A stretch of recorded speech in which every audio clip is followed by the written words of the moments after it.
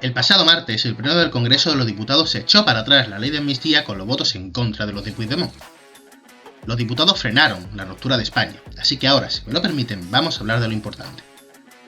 El Ministerio de Trabajo arrancó hace una semana la negociación con sindicatos y con patronal para reducir la jornada laboral de las 40 horas actuales a 38 horas y media semanales. El gobierno apuesta, por tanto, por reducir el tiempo que le dedicamos a trabajar, para que podamos dedicárselo a nuestra familia, a aficiones, a formación personal o a lo que queramos. Todo sin reducir nuestro dinero. Lo que Díaz propone es, en definitiva, otorgar más libertad personal a las clases trabajadoras. Yo entiendo que los de Viva la Libertad, carajo, estarán a favor de esto, ¿no? La patronal y la derecha política y mediática, porque aquí todavía no se ha posicionado García Castellón, escriben, como siempre, que esta medida socialcomunista hará que pierdan dinero los empresarios. Dicen que sin bajar los salarios es totalmente imposible, ya que bajaría la productividad y estas empresas perderían dinero. Pobre, no vaya a ser que el Banco Santander, con unos beneficios en 2023 que superaban los 11.000 millones de euros, quiebre. En Reino Unido ya se ha aprobado algo no similar, sino mayor. Se aprobó durante 6 meses una jornada laboral de 4 días, que ya es más, ya es menos tiempo, ¿no? Más profundo el cambio que el que propone Díaz para 2024. Es cierto que algunos cuadros de Sumar, como Íñigo Rejón, proponen esto, pero no es lo que se está hablando para este año. La gran mayoría de las empresas que participaron en esta prueba han elegido continuar con este nuevo sistema de trabajo. Un resultado que se ha tomado como evidencia de que este modelo podría funcionar en la economía global de Reino Unido. De las 71 empresas que realizaron esta prueba, 61 han decidido alargar esta semana de 4 días, incluidas 18 que de hecho la han hecho fija, para siempre.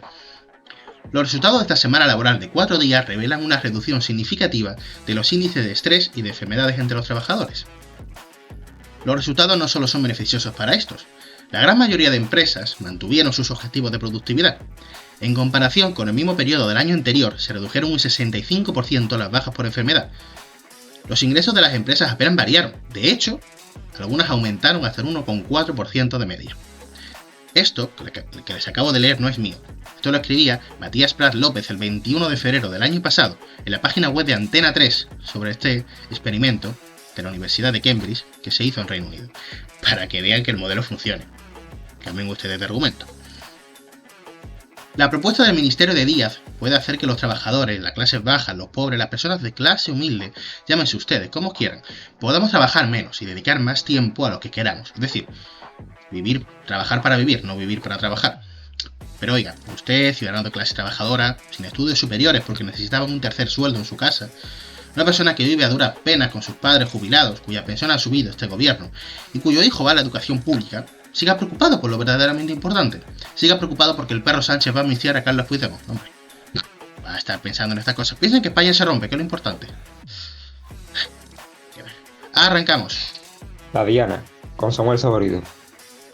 Podcast producido por la Nueva Málaga y emitido en YouTube, eBooks y Spotify. Bienvenidos al programa. Hoy tocamos varios temas, como ya os hemos dicho, por redes sociales, no solamente tocamos uno. Para huir del monotema de debate, que es la amnistía y todos estos temas, vamos a hablar de 3 temas que también son de actualidad, son muy candentes, como son las elecciones gallegas, que se dan el próximo 18 de febrero, la reducción de la jornada laboral que plantea el Ministerio de Trabajo, que lo hemos comentado ya en el editorial, y uno de los monotemas de este programa también, que es la desunión de la izquierda, que siempre anda por aquí. Para ello tengo al mejor plantel, que son René Soto, politólogo, politólogo y colaborador en algunos medios como Canal Red. Bienvenido.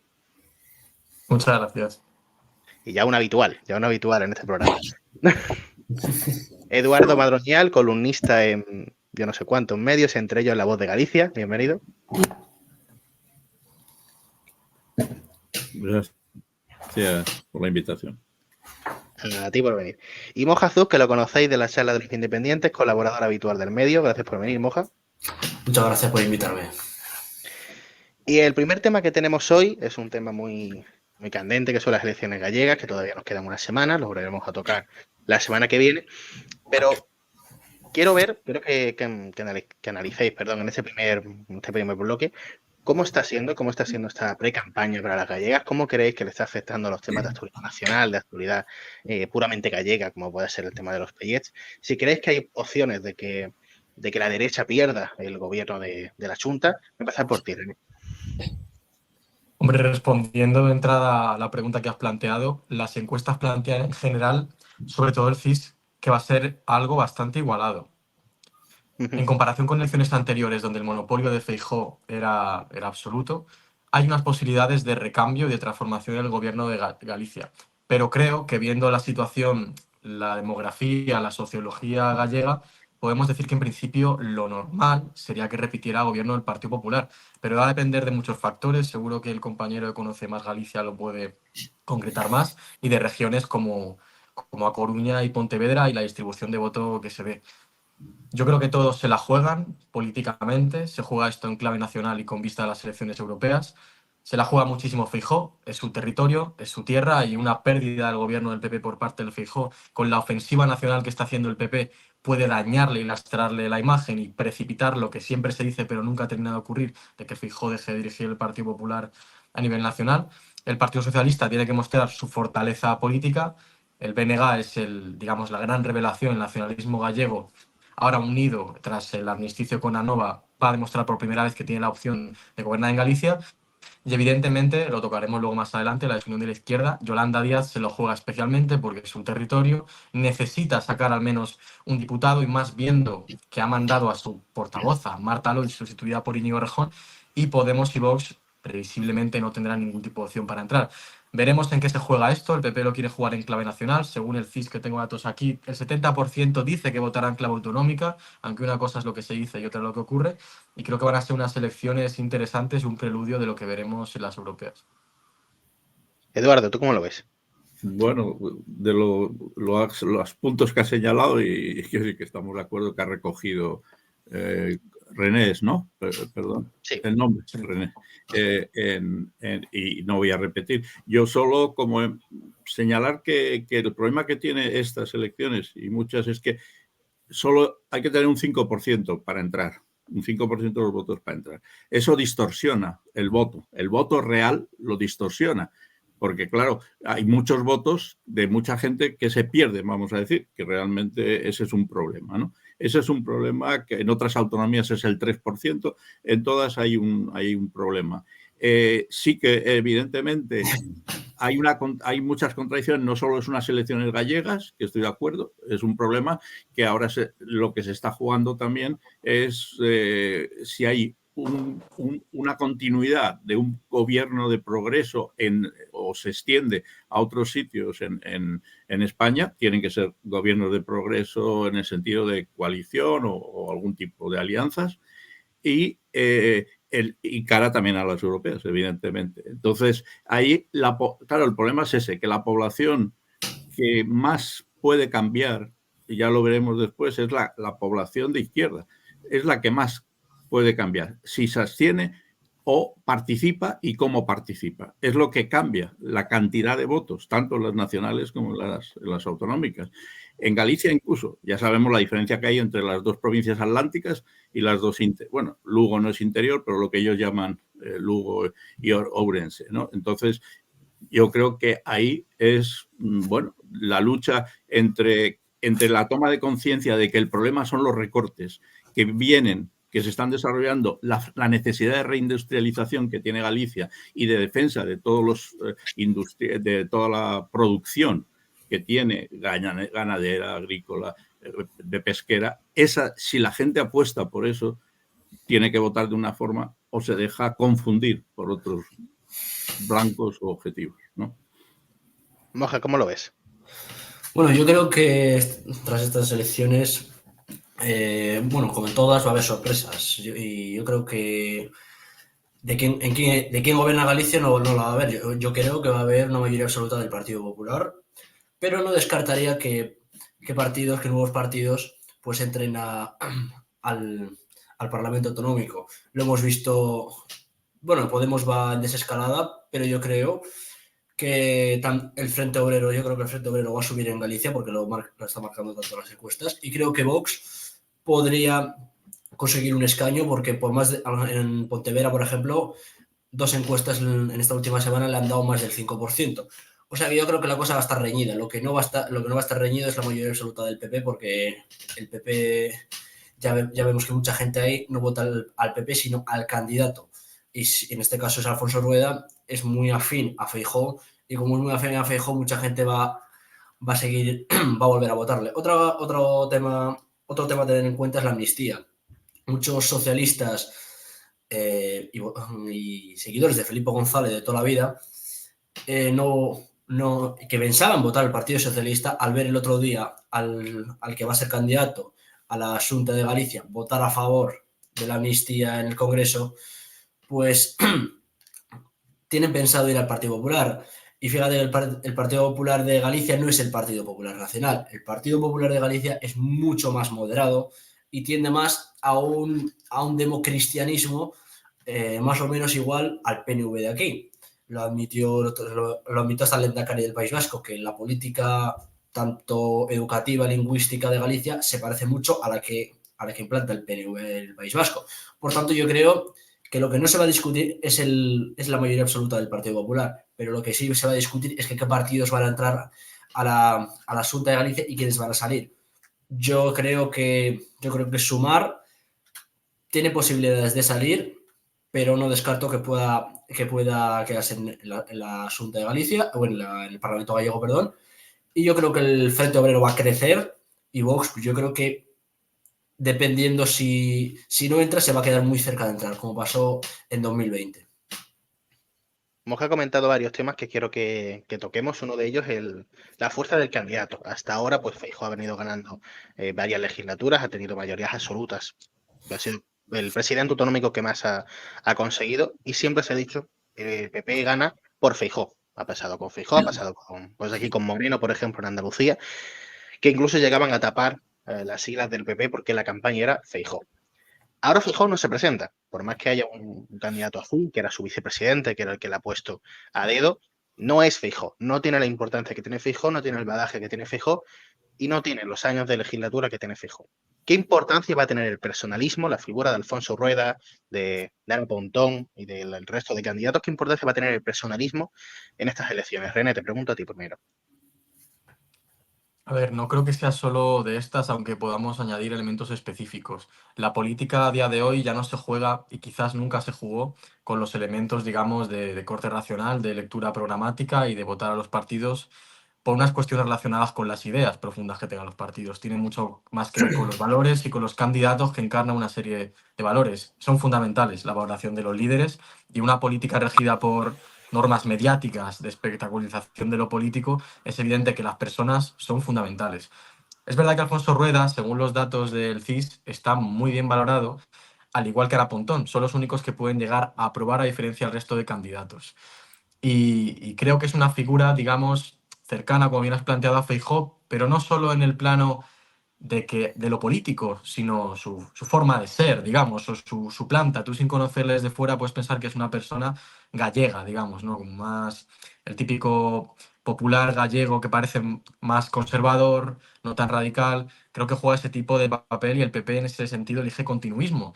Pero yo creo, insisto, que por más que las encuestas, por más que el CIS diga que el 70% va a votar en clave autonómica, yo tengo muchísimas dudas de eso. Veamos cuánto puede afectar cuestiones como la de los pellets, que también ha generado bastante revuelo. Y creo que también cabe destacar la cuestión del BNG, porque no hay que olvidar que en los últimos años la rearticulación del espacio nacionalista, en confluencia con también la izquierda española, digamos, todo lo que se configuró en Marea, demostró que no funcionaba, y el BNG con su estrategia ha logrado pasar de estar bastante bajo a ascender muchísimo, más allá de que históricamente siempre ha retenido lugares tan simbólicos como la capital de Pontevedra, ¿no? Entonces, yo creo que va a ser fundamental, pero va a pesar mucho el liderazgo externo. El BNG es quien más juega, digamos, en una clave galleguista nacionalista, pero va a funcionar mucho el liderazgo aupado por Feijóo de Alfonso Rueda, y también el candidato socialista. Y evidentemente las cosas como son. En el caso de Sumar, quien va a tirar de todo eso es Yolanda Díaz, y vamos a ver si realmente se vuelca en la campaña, o por miedo a que salga un mal resultado no se quiere volcar tanto. Está por ver, pero yo creo que tendría que echar el resto. Creo que los partidos aquí tienen que echar el resto. Y una cosa sí quería decir sobre lo que ha dicho el compañero. Yo tengo mis dudas de que los votantes socialistas vayan a penalizar demasiado la cuestión de la amnistía. No descarto que lo hagan en cierta medida, pero por lo menos una cosa está clara: por ahora el votante del PSOE no penaliza los pactos con independentistas, y los datos estadísticos, aunque una parte de los votantes del PSOE no podrían ver con buenos ojos la amnistía, hay que tener en cuenta que como ahora jugamos una política de bloques binaria, entre los que conceden la amnistía o los que lo intentan y el miedo a la entrada de Vox y el Partido Popular pueden jugar mucho. Entonces creo que la clave, el movimiento de la izquierda, más allá de los nacionalistas, creo que va a ir por lo que ha dicho el otro compañero en los medios, que es cuántos van a ir a la abstención o cuántos van a decidir con todo, incluso con sus reservas sobre los candidatos y las últimas cosas que se han dado en clave nacional. Eduardo, ¿cómo lo ves? Sí, yo con esto último que decía René era por la línea. Incluso creo que, vamos a ver, el problema del personalismo o de hacer candidatos es una política oficial de la clase dominante y de los sectores, aquí en España y en otros. Claro, eso es para esconder siempre un programa que no es un problema de ideas, es un problema de intereses. En los programas hay intereses, hay medidas que benefician o perjudican, no las que se dicen, sino las que se aplican. Entonces, ahí yo creo que está el problema. Hay un intento continuo de poner la figura, no solo en la derecha, desgraciadamente, en la izquierda estamos viendo que se pone hasta en una papeleta la cara de la persona. Bueno, es lo más antidemocrático y antiprograma de cualquier, porque lo que puedes poner es una sigla, algo que sintetice, un lema, lo que fuera. Bueno, en definitiva, el problema está ahí. Evidentemente, ahora mismo en Galicia hay problemas que son objetivos. El reciente es el Pellets, pero bueno, con el Pellets lo que han hecho es una cosa... Ahora lo tocaremos. Yo por eso digo que han hecho, bueno, pues entonces nada. Lo que hay es problemas de sanidad, de educación, las listas, sabemos que las listas de espera en Galicia, bueno, siempre se hacen estadísticas comparativas de las autonomías, que no es que sirvan para mucho, pero bueno, que están mal. Es decir, hay muchos, el problema de la industria, desde la gran industria como la de San Cibrao, Alcoa, San Cibrao, como el tejido industrial gallego, que es de la pequeña y mediana empresa, que es muy rico y autónomo. Y ese hay que defender. Entonces, sí, claro, si no se centra el discurso, si no se centra la campaña, si no se centra la atención en que eso es lo que se están jugando junto a las medidas que se tomen a nivel nacional, si no se dice que vienen los recortes de Europa, vamos, por la Unión Europea, que nos quieren aplicar, de las pensiones, son las más bajas también de España, etcétera. Eso es lo que se está jugando y eso es lo que, claro, depende, como al final, vamos, estoy de acuerdo con lo que resaltaba René, la gente tome conciencia de que eso es lo que se juega uno. Eso es lo que se juega en el voto. Moja, ¿cómo lo ves? Bueno, yo veo que sí, que el personalismo va a perjudicar un poco al Partido Popular, pero yo creo que eso no va a ser excusa para que el Partido Popular vuelva a sacar otra mayoría absoluta en Galicia.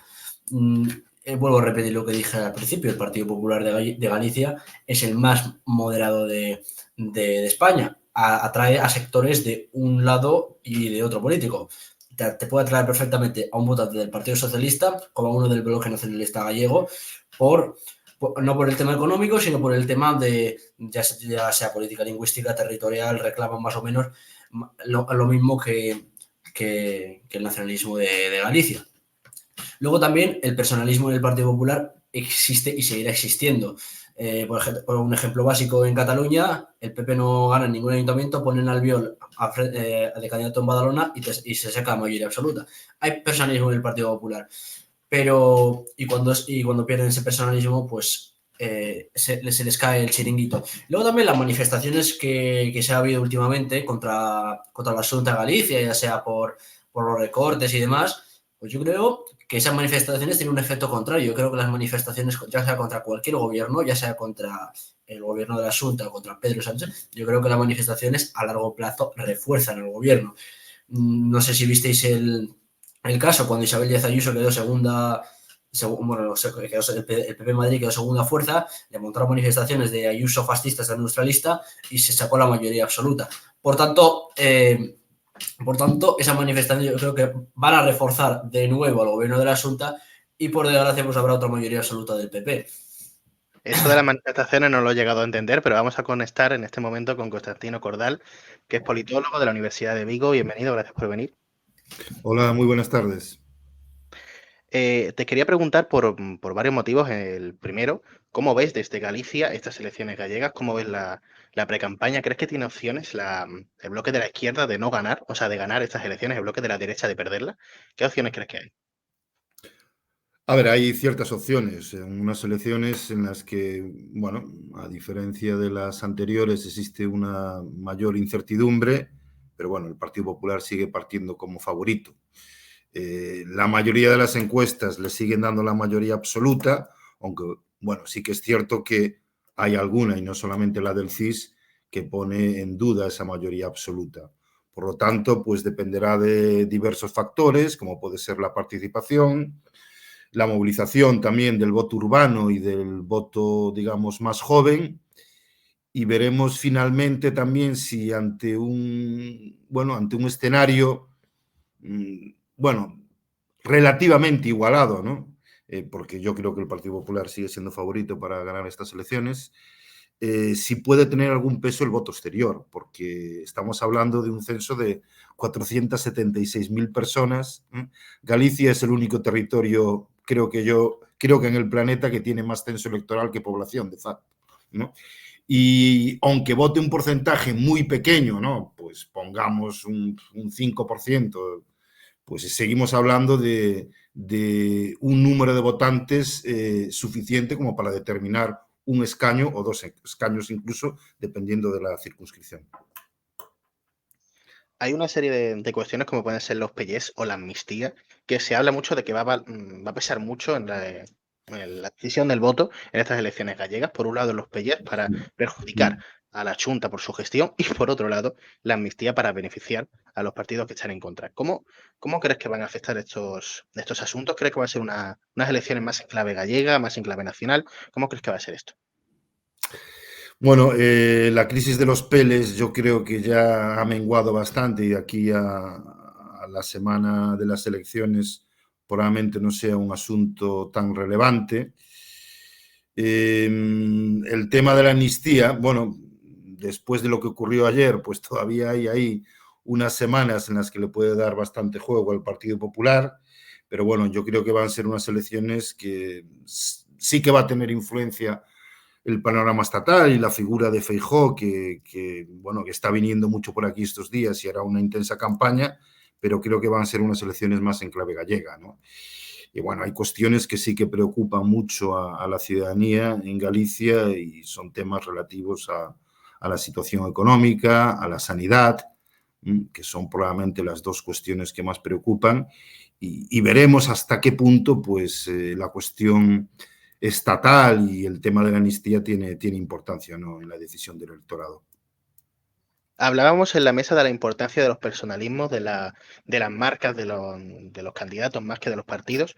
¿Qué pesos cree que va a tener en estas elecciones las marcas personales, sabiendo que Feijóo ya no es candidato, lo es Rueda, que bueno, para el ojo público por lo menos es un rostro nuevo? El personalismo por el lado del BNG con Ana Pontón, ¿qué papel cree que va a tener los personalismos en estas elecciones y en la toma de votos? A ver, sí que es cierto que el relevo de una figura como Feijóo no va a ser fácil, igual que en su momento también no fue fácil relevar a Fraga, ¿no? Por eso es previsible una caída en el apoyo al Partido Popular. La cuestión es saber cuánto va a ser esa caída, si va a ser un diputado, 2, 3, 4. Tiene un colchón de 5 diputados sobre la mayoría absoluta, que es un colchón que, bueno, puede ser suficiente, ¿no? Es una prueba de fuego para el Partido Popular y para el propio Alfonso Rueda.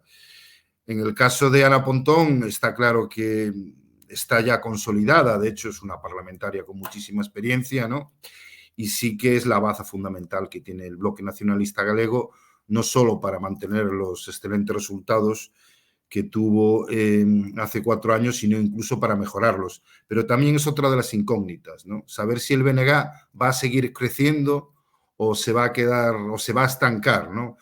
Son probablemente las dos cuestiones más interesantes que tienen estas elecciones. Si el BNG como partido nacionalista puede de alguna manera, ¿no?, consolidarse y experimentar pues una subida que lo llegue pues a posicionar pues por encima del 25% de los apoyos y bueno, son las dos figuras relevantes que se juegan se juegan pues en clave personal también mucho en estas elecciones.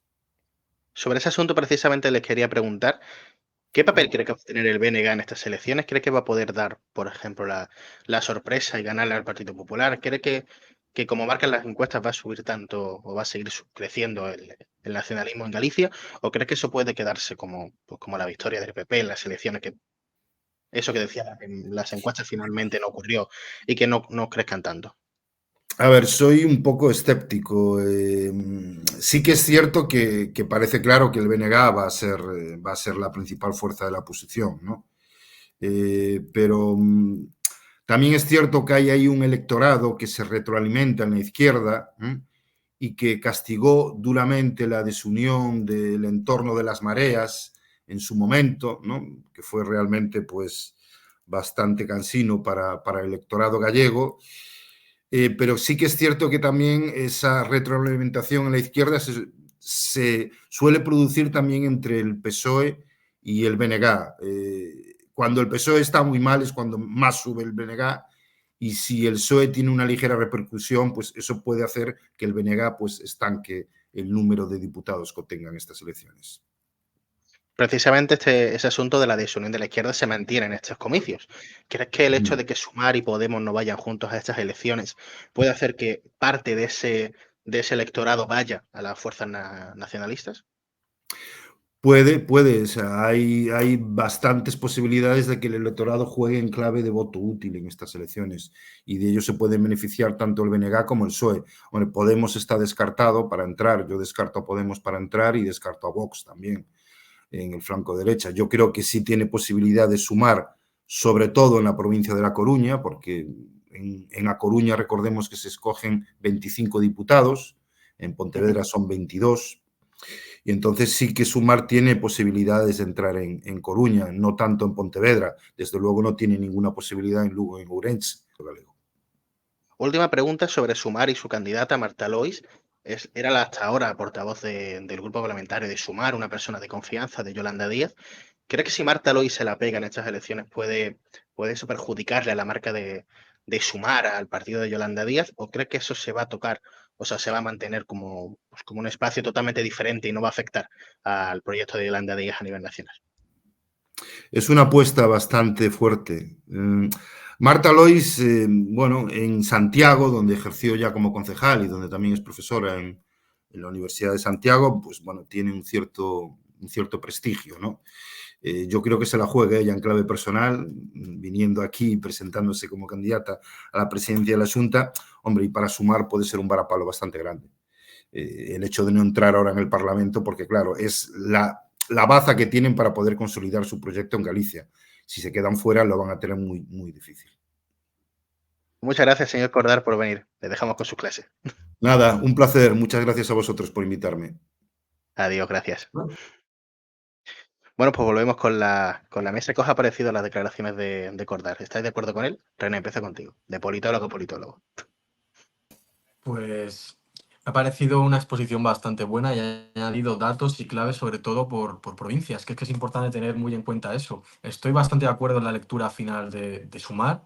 Esos resultados se leerían en clave nacional y sería un daño al proyecto de Sumar, toda vez, lo comentaremos después seguramente, que los próximos meses se van a configurar como una asamblea fundacional y van a decidir por dónde tiran, qué hacen, y sabiendo la lógica, el lógico ataque de Podemos hacia Sumar, porque es el electorado que puede rascar, si sufre un descalabro, aunque Podemos lo sufre y Sumar no entra, va a haber mucha más pelea, mucha más tensión de cara a las europeas.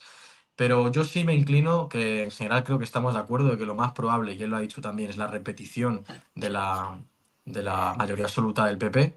No hay que darlo por sentado, pueden pasar diversas cosas, no hay que darlo por sentado, pero sobre la cuestión de cómo van a penalizar la gestión política de la comunidad autónoma, más allá de que a uno le parezca mejor o peor, hay que ir otra vez a los datos del propio CIS, que dice que prácticamente está partida la población gallega entre los que dicen que la gestión del PP en Galicia en los últimos años ha sido muy buena o buena, y muy mala o mala. O sea, está literalmente partido en dos. O sea, al final, esto también ocurre en el caso de Madrid con Ayuso.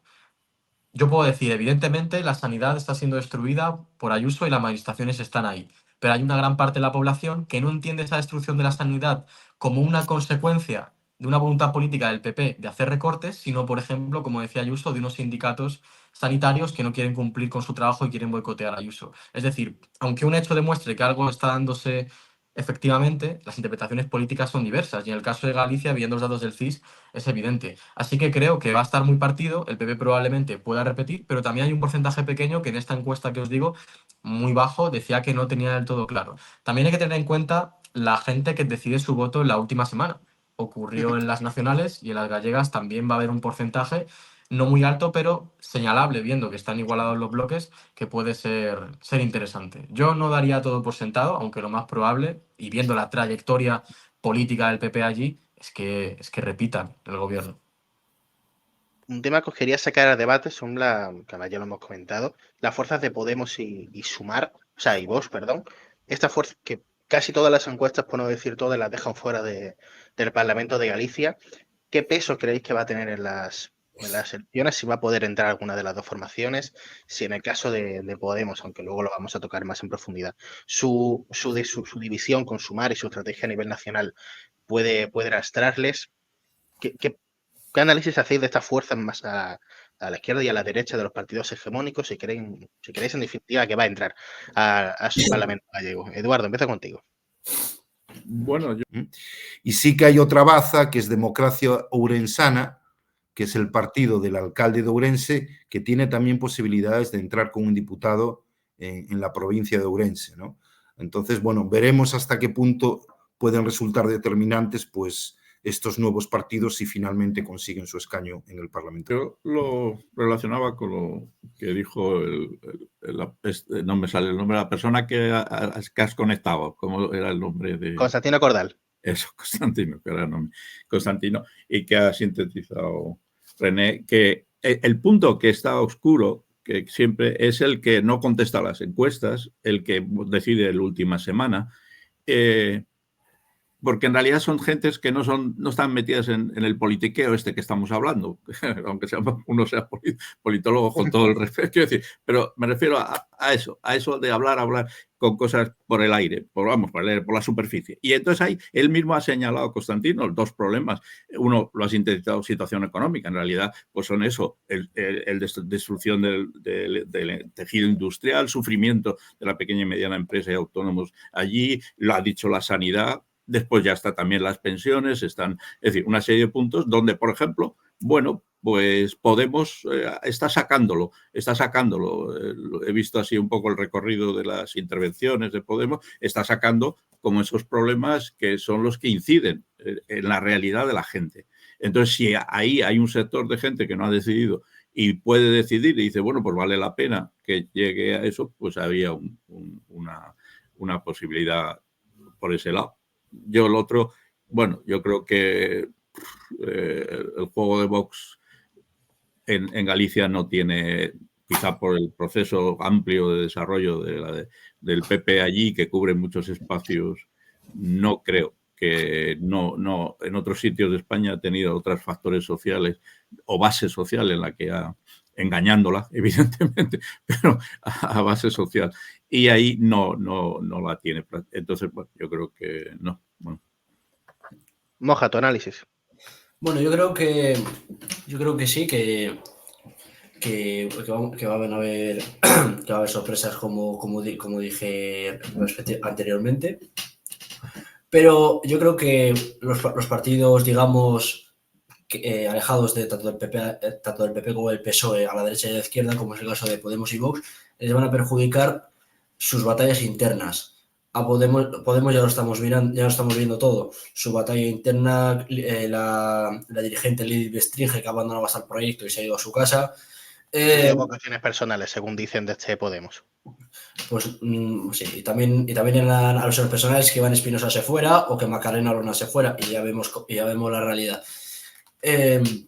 Bueno, lo dicho, yo creo que Podemos, por su nefasta gestión interna, va a acabar desapareciendo. Cosa que a mí me parece una buena decisión alejarse de Sumar, porque era la fuerza que más potencia tenía la coalición y la han acabado aislando totalmente.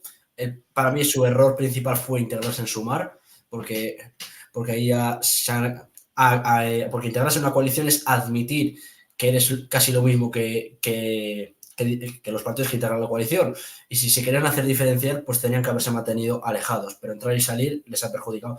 Y a Vox lo que le va a perjudicar son las batallas internas. Por ejemplo, lo que se llama entre el ala falangista y el ala liberal, pues yo creo que eso pues le va a perjudicar bastante, porque cuando un partido no está unido, siempre se acaba penalizando a nivel electoral. Ya ocurrió también cuando Pablo Casado se fue del Partido Popular, que Vox, las encuestas le ponían como segunda fuerza y el PP casi cuarta fuerza política a nivel nacional, cosa que era impensable. Pero bueno, y es lo que... Y si a eso le sumamos que en Galicia, pues no solo en Galicia, sino en las comunidades autónomas, normalmente en las elecciones regionales la gente no vota o le importa bien poco. Si no te gusta la política o participas o colaboras o militas en un partido determinado, pues como que no tienes ganas de ir a votar. Y más si es un presidente que saca mayorías absolutas constantes, dices, ¿para qué voy a malgastar mi tiempo? Por tanto, todos los partidos, todos van a sacar un resultado menor al que sacaron en las elecciones generales, y eso desgraciadamente perjudica a los pequeños y favorece a los grandes. Pero bueno, no hay que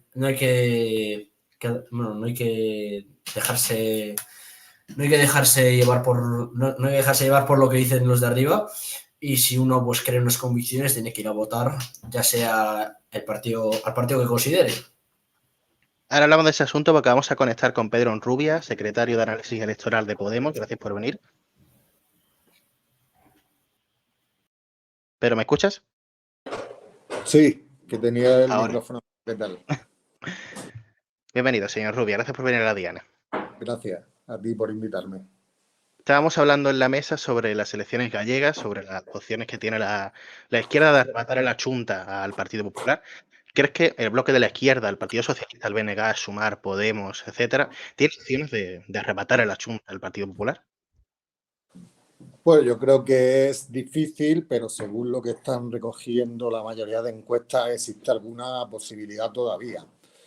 Lo que ocurre es que es verdad que el escenario de la existencia de hasta 4 candidaturas de lo que se podría considerar el bloque progresista, y en concreto de, digamos, el espacio que se ha venido calificando como a la izquierda del PSOE, la existencia de 3 candidaturas, pues lógicamente dificulta el hecho de que los votos que vayan a estas opciones progresistas, que según dicen también casi todas las encuestas que van apareciendo, y sobre todo las que tienen un mayor detalle a nivel de datos, en términos globales el voto a la izquierda podría ser superior al voto a la derecha, pero como luego eso se rentabiliza, se concrete a nivel de escaños, pues estaría por ver, y sin duda este escenario lo dificulta.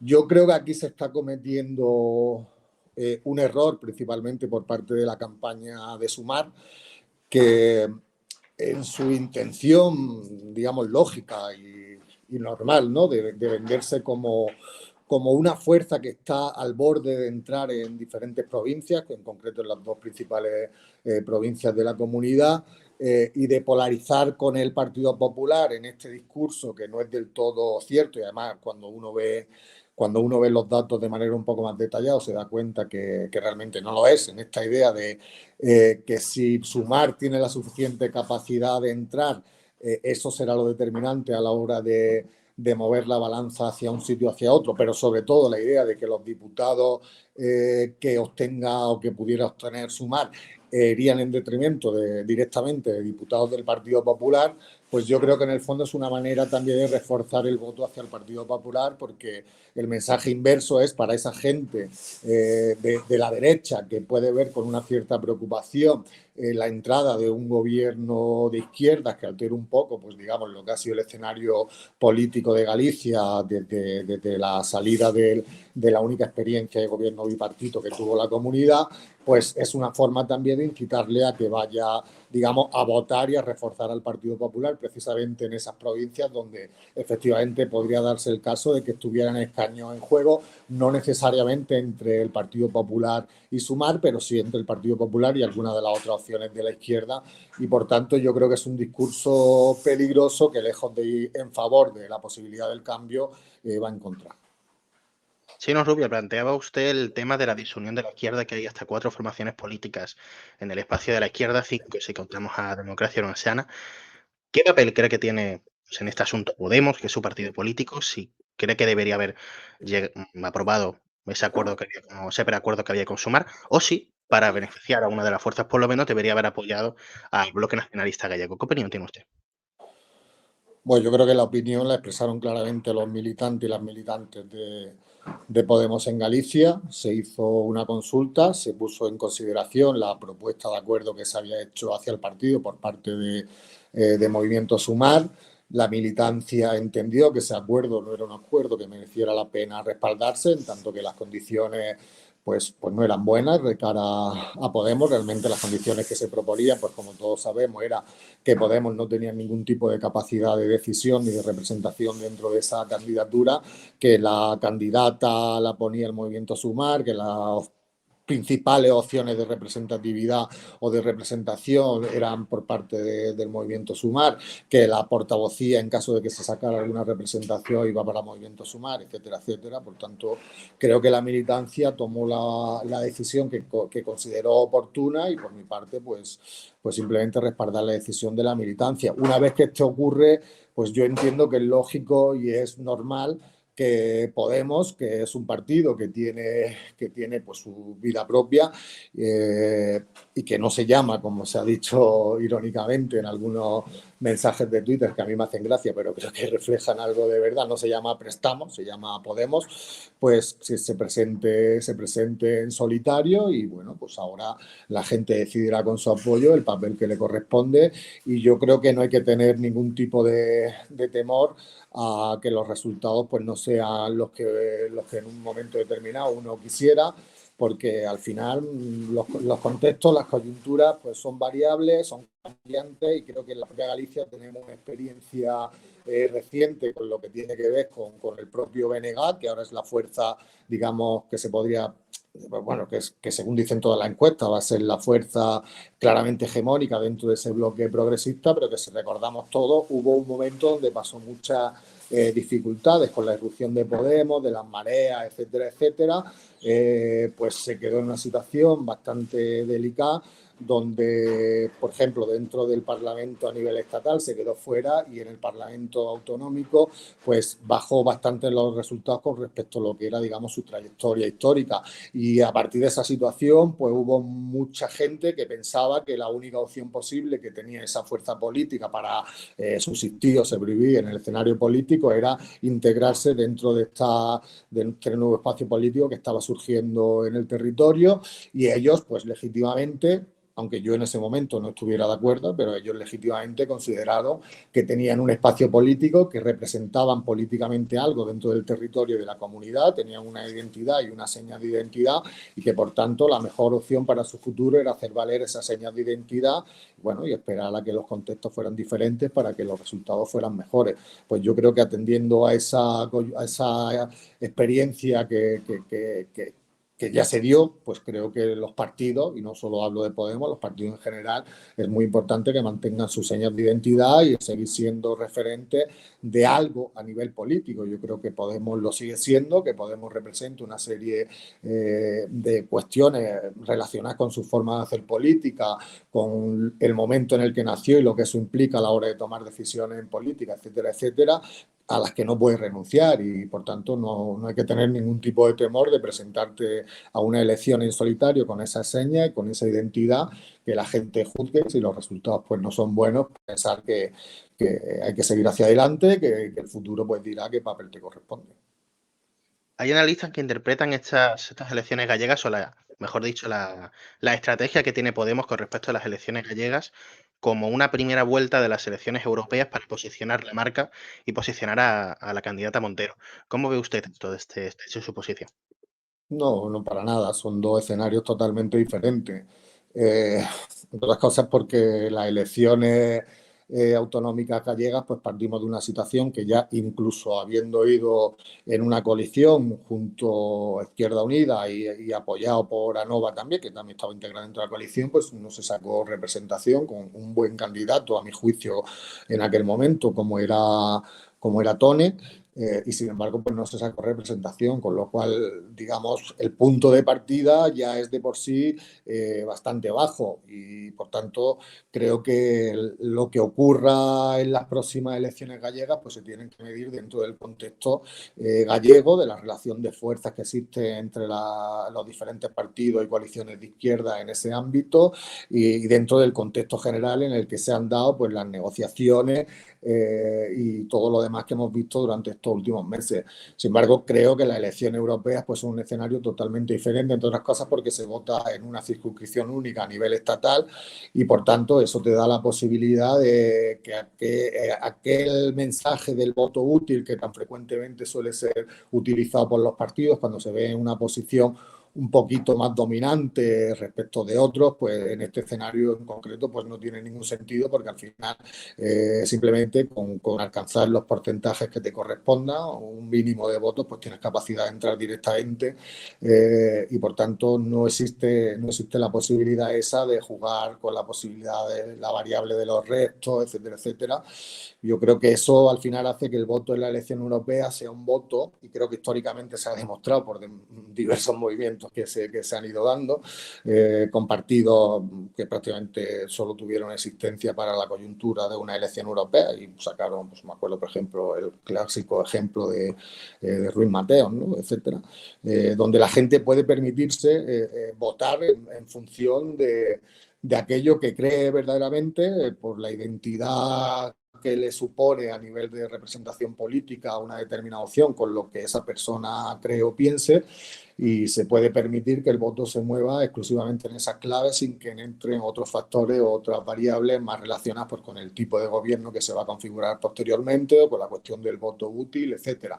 Por lo tanto, yo creo que en ese contexto sí que se va a medir realmente pues, el tipo de apoyo que en este momento histórico tiene Podemos como fuerza política a nivel estatal, y creo que ahí la gente que se siente identificada con la forma de hacer política que tiene Podemos, o la gente que piense que hace falta que siga perviviendo una fuerza política como Podemos en el panorama político estatal por lo que representa y por lo que es capaz de aportar a la política, pues lo hará sin ningún tipo de problema y sin ningún tipo de condicionante, con lo cual yo creo que los resultados pues serán muy diferentes a los que se puedan dar en estas próximas elecciones gallegas, que de todas maneras todavía está por ver cuáles serán.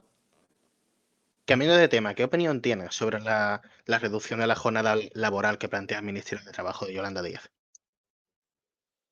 Me parece bien, es decir, todo lo que sea reducir la jornada laboral sin que haya un perjuicio en los salarios, pues me parece de forma correcta.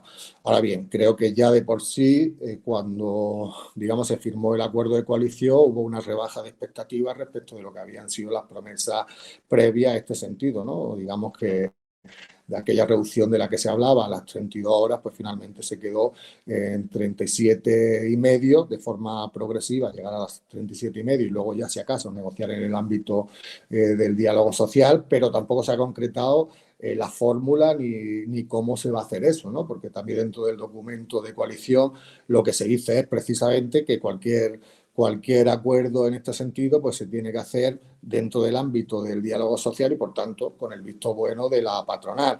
Quiero decir, cuando sepamos de qué forma concreta eso se va a plantear, si se va a hacer con un cambio en la normativa legal o no, es decir, si simplemente se va a hacer como se hizo, por ejemplo, en su momento en el caso de la subida de los salarios, a través de un acuerdo que derive del diálogo social y que sea una especie de recomendación para que se aplique por la empresa, etcétera, etcétera, o si realmente va a haber un cambio en la normativa legal que establezca eso como jornada laboral. Yo todavía tengo dudas a ese respecto porque creo que no se ha terminado de concretar. Por tanto, yo esperaré a ver cómo se plantea y si realmente hay un cambio en la normativa legal, pues aunque no sea todo lo ambicioso que se había planteado en un primer momento, pues será positivo.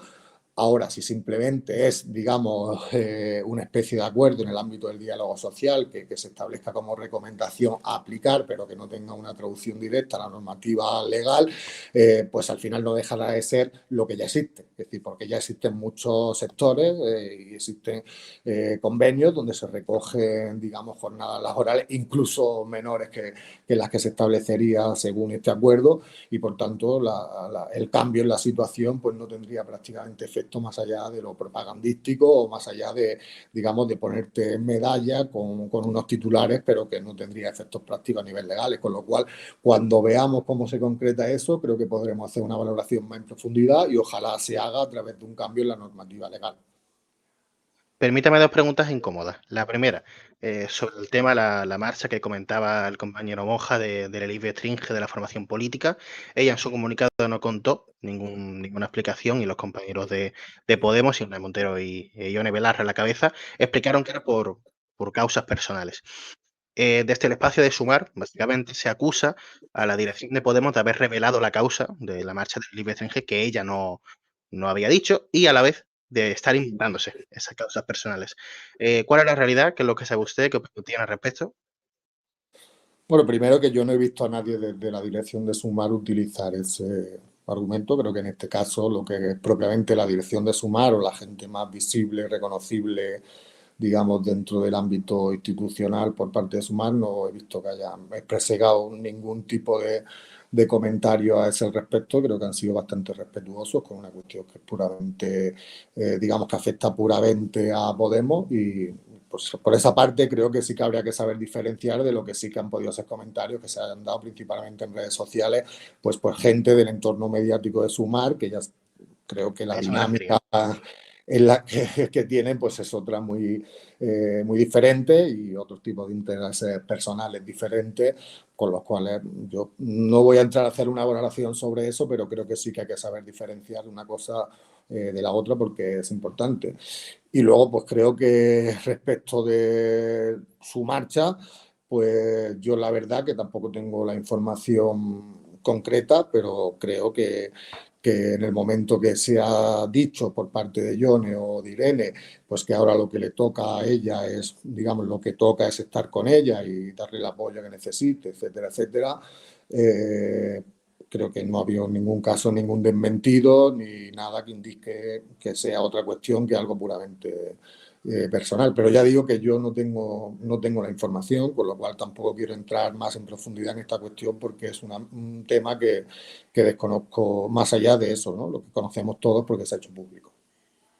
Y la última pregunta, en torno a todo el conflicto que hay con Sumar, toda la desigualdad que hay en la izquierda, cierto sectarismo que también hay a través de redes sociales, ¿qué papel cree que tiene Podemos en este tema? Y no quiero decirle con la pregunta que sea Podemos el que haya tenido la culpa de la división en la izquierda. De hecho, por el otro lado hay también bastantes razones para estar en los que estamos.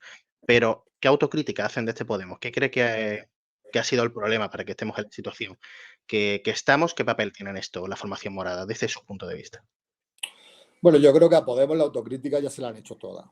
Es decir, yo cada vez que oigo la palabra autocrítica me genera un poco de gracia porque es que realmente si había un partido al que se le ha hecho la autocrítica desde todos los ámbitos posibles ha sido Podemos. Yo creo que, bueno, no hay que entender realmente pues la situación de la que partimos, ¿no? La coyuntura que se da desde la irrupción de Podemos, el hecho de ser un partido que obtiene los resultados electorales que obtiene, de tener una clara voluntad y vocación de poder en el sentido de no renunciar nunca a formar parte del gobierno y hacer todo lo posible por conseguirlo hasta efectivamente llegar a conseguirlo, de ser un partido que cuando ha estado dentro del gobierno pues ha dado todas las batallas que haya tenido que dar para que se cumpliera el acuerdo, simplemente para que se cumpliera el acuerdo que había firmado con el Partido Socialista a nivel de acuerdo de coalición y que lo ha hecho pues con las armas que un partido que es minoritario dentro de un gobierno cuyo socio es nada más ni nada menos que el Partido Socialista, el principal partido del régimen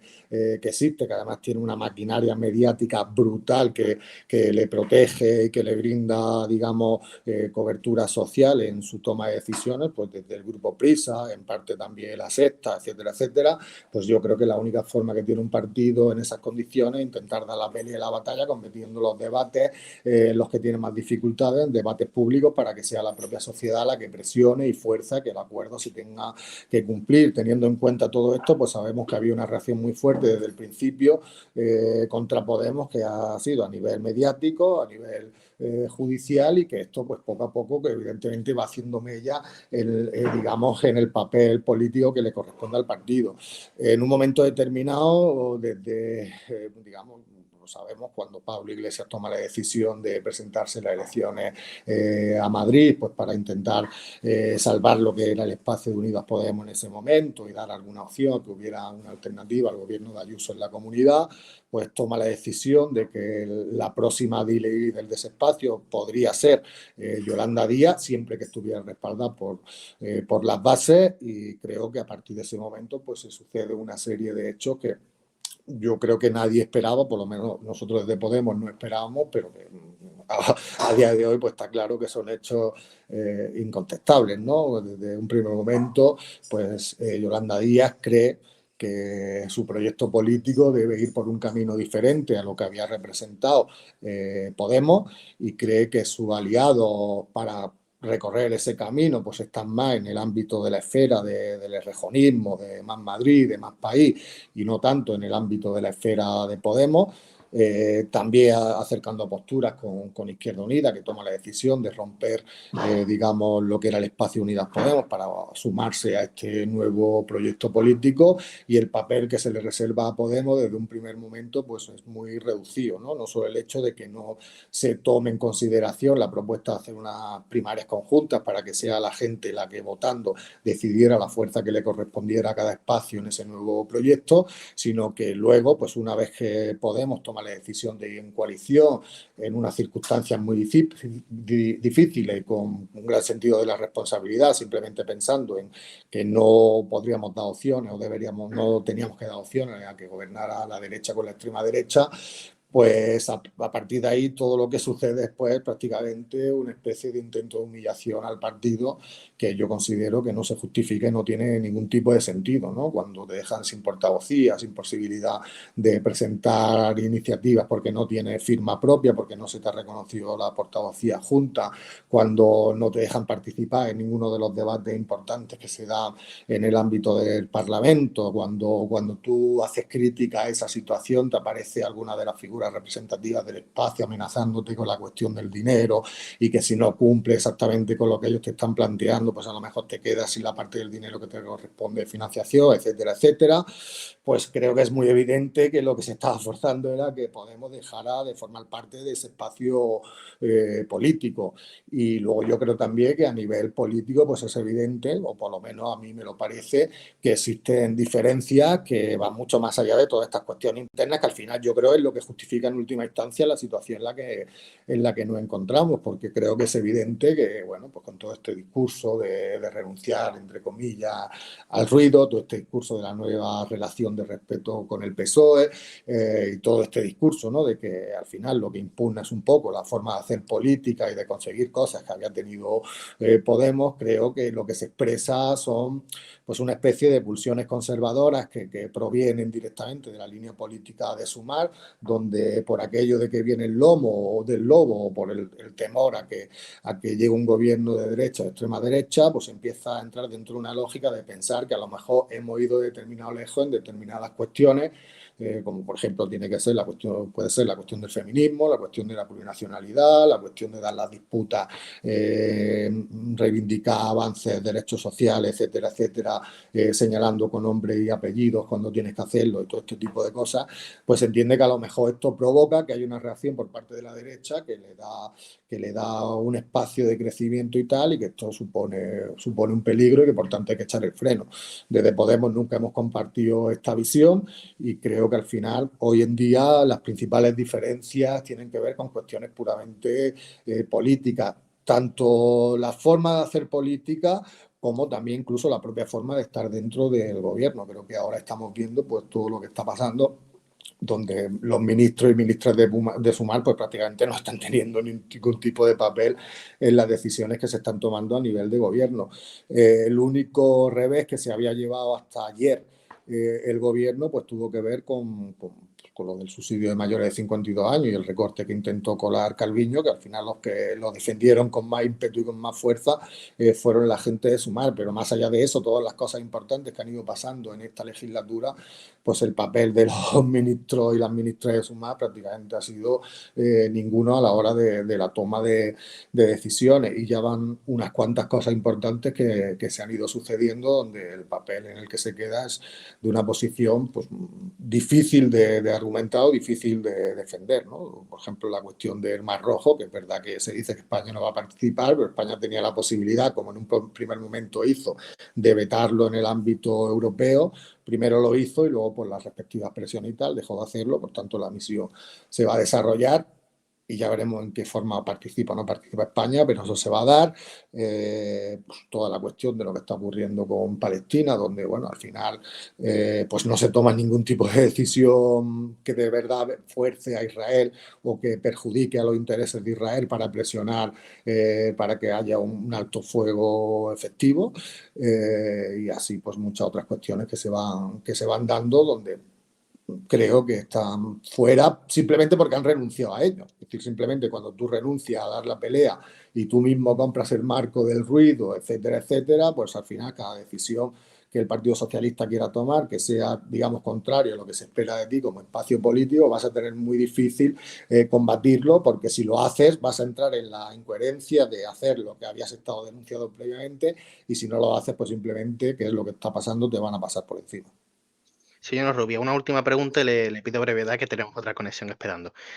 Usted decía que hay ataques desde el ámbito mediático, judicial y político, incluso desde vuestro mismo espacio, que es el caso de Sumar hacia Podemos. Eso es inevitable, o sea, eso es innegable, perdón. Que hay diferencias políticas, aunque sean leves, entre Sumar y Podemos. Eso es también innegable, pero no creo que también las formas, no de hacer política institucional, sino de hacer política, por ejemplo, en redes sociales, del espacio, de la gente de Podemos, que eso no nos engañemos, está upado por la dirección, por el único medio que tiene a fin Podemos, que es Canal Red. ¿No creo que esas formas, ese sectarismo de prácticamente llamar traidor a gente como Javier Gallego, por ejemplo, o Sergio Gregory, no crees que eso también significa pues una especie de sectarización, un error de Podemos en su planteamiento que dificulta la unidad de la izquierda? Y le repito, respuesta breve, que tenemos a una conexión esperando. A ver, lo primero, que no existe ningún tipo de relación entre la dirección del partido y lo que ocurra a nivel de redes sociales. Es decir, esto es un mito que se ha inventado desde hace... No lo existe, y te lo puedo asegurar 100%, porque lo conozco en profundidad. Es decir, no existe absolutamente ningún tipo de relación, no hay ningún tipo de coordinación, ni hay ningún tipo de trabajo que se derive de algún tipo de decisión que se tome en los ámbitos orgánicos de Podemos, que se refleje luego en el funcionar de las redes sociales. Orgánica no, es que eso la es evidente. gente... Ideológica sí. O sea, si tú escuchas a tu líder decir X cosas, Ya, pero dirás. pero es que una cosa son las opiniones políticas, que creo que son totalmente legítimas, la opinión política que pueda tener cualquier dirigente de Podemos o cualquier persona que se sienta identificada con la forma de hacer política de Podemos y que tenga algún tipo de espacio mediático donde expresarlo, que yo creo que es totalmente legítimo. Es decir, esto es democracia, aquí la gente, si no está de acuerdo con un proyecto político, pues puede expresar legítimamente sus críticas, a la vez que tiene que tener la piel, no puede tener la piel fina, y tiene que tener la capacidad de encajarlas cuando vayan en sentido contrario. Pero lo que la gente o la militancia, digamos, que tampoco sé ni siquiera... Es decir, gente que se siente identificada con la forma de hacer política que representa Podemos y que en redes sociales pues puede dar su batalla particular dentro de sus ámbitos individuales. Pues yo creo que, para mí, sobre todo y primero de todo, total respeto, porque lo que ha sufrido esta gente a lo largo de estos años no está pagado. Es decir, o sea, si la gente que ya estamos dentro de la dirección o que hemos hecho política institucional o que hemos sido representantes de Podemos y que hemos cobrado por ello, pues nos duele todo lo que ocurre con el ámbito de nuestro partido, cuando vemos todos los ataques brutales, las campañas salvajes, sin ir más lejos, esta última de lo del tema de los 52 años, donde primero se negaba el recorte y luego se nos nos acusaba por haber votado en contra de un recorte, están votando con el PP, con Vox, con argumentos totalmente falsos, como el tema de que había 700.000 personas que a partir del día siguiente iban a dejar de cobrar el aumento y tal, cuando era totalmente falso, ¿no? Porque entraba en vigor el 1 de junio, porque la mayoría son mayores de 52 años a los que no se les subía, en fin, una serie de cosas. Sin embargo, se hizo una campaña brutal, esta sí, desde la dirección de Sumar, con sus portavoces, ¿vale? Desde Íñigo Rejón a Yolanda Díaz, usando todo este tipo de argumentarios, que yo entiendo, ¿vale? Que la gente que se siente identificada con Podemos, pues ese tipo de campañas le duela, se sientan prácticamente humillados y se sientan sobre todo muy atacados. Y que a partir de ahí pues respondan con una beligerancia que a lo mejor en otros contextos no sería lo más deseable, pero claro, cuando a ti te están machacando permanentemente, te están acosando y tú ves que primero las campañas venían desde el ámbito de la derecha y de la extrema derecha, de las cloacas, etcétera, pero que ahora a esas campañas se han sumado también muchos de los que antes eran tus compañeros y gente que se dice de izquierda utilizando exactamente los mismos argumentos del bulo, de la fake news, etcétera, etcétera, para ponerte a ti en el único espacio, digamos, en el que te quieren ver, que es siempre a la defensiva y con todo tipo de falsedades, de insultos, de no sé qué, pues yo entiendo que la gente responda. Es decir, eso es imposible de controlar, porque es que ante todo hay que entender que la gente no son muñecos de piedra, no somos muñecos de madera, ni los dirigentes, ni sobre todo hablo a nivel de esta gente que simplemente hace militancia por convicción, sin tener ningún tipo de papel orgánico y sin cobrar ni haber cobrado nunca un euro por absolutamente nada, simplemente por convicción y por identificación con un partido. Entonces, esta gente no son muñecos de madera. Cuando tú atacas, insultas a su partido, mientes sobre su partido, procesas a sus dirigentes, te inventas campañas, utilizas argumentos falaces, pues esta gente se siente dolida. Y cuando el ataque es tan brutal como que hemos visto en los últimos años, pues puede llevar a que la beligerancia con la que se expresa pues sea, digamos, más ruidosa, digamos, o sea, con más intensidad de lo que sería recomendable en un escenario de normalidad donde este tipo de cosas no pasaran. Pero es que el escenario no es ese, con lo cual, de mi parte, no va a existir nunca jamás una crítica a este tipo de personas que hacen su activismo en redes y sobre todo lo que sí que creo que no podemos desviar la atención, digamos, a la responsabilidad de lo que ocurre en ese espacio pequeño que es Twitter, que no deja de ser un espacio pequeño, importante y que tiene su repercusión, pero que es un espacio pequeño, a la deriva política de lo que ha ocurrido en el ámbito de la izquierda, con el tipo de decisiones que se han tomado por quienes ahora dirigen el espacio, el papel que le han dado a Podemos, digamos, y la humillación a la que han intentado someter a Podemos con esas decisiones, con lo cual poner las dos cosas al mismo nivel es totalmente injustificable, pero sobre todo que creo que mientras una no tiene ningún tipo de repercusión, digamos, en la posibilidad de que haya o no haya una unidad de izquierda de cara al futuro, la otra sí que la tiene absolutamente toda, porque si desde las direcciones no se ofrecen espacios donde todo el mundo se sienta representado, jamás va a haber unidad de la izquierda. Ahora que las militancias o el activismo de diferentes partidos se peleen en redes, pues queda ahí en la debate o la disputa en redes, pero a la hora de tomar decisiones, pues no es lo fundamental ni es determinante. Pues Ayano Rubia, analista y vicesecretario, de análisis electoral de Podemos. Gracias por venir a la Diana, le esperamos otro día. Nada, a ti por la invitación. Adiós. Un placer. Bueno, os voy a pedir respuestas cortas porque tenemos esperando a otra conexión. Moja, por cierto, se ha tenido que marchar por cuestiones personales. ¿Qué os ha parecido las palabras de Onrubia, todos estos temas que le preguntaba? Y si alguien tiene algo que decir de las gallegas, que lo diga ahora, que vamos a cambiar de tema. René. Bueno, de las gallegas sería un poco raro hablar porque hemos cambiado completamente de bloque. Pero Sí. bueno, muy rápidamente, unas pocas cosas rápidas. Creo que al invitado de Podemos a veces creo que le han pesado más los afectos que las razones y que ha significado muy bien cuál es la posición del partido y cuáles son los intereses de Podemos de aquí a las elecciones europeas. En su exposición prácticamente lo que se ha centrado es en hablar de Sumar, y lo cual es muy lógico porque es su rival dentro del espacio político y es de quien puede arrebatar votos. Y hay bastantes cosas que ha dicho que considero que no son del todo exactas, pero creo que mejor no entrar por ahí. Pero creo que lo ha significado muy bien. Creo que ha significado muy bien la posición de Podemos, creo que ha significado muy bien el relato político que tiene Podemos sobre la desunión. Es cierto que Podemos ha sufrido por tierra, mar y aire un acoso mediático, político e incluso judicial brutal y que hay que denunciar.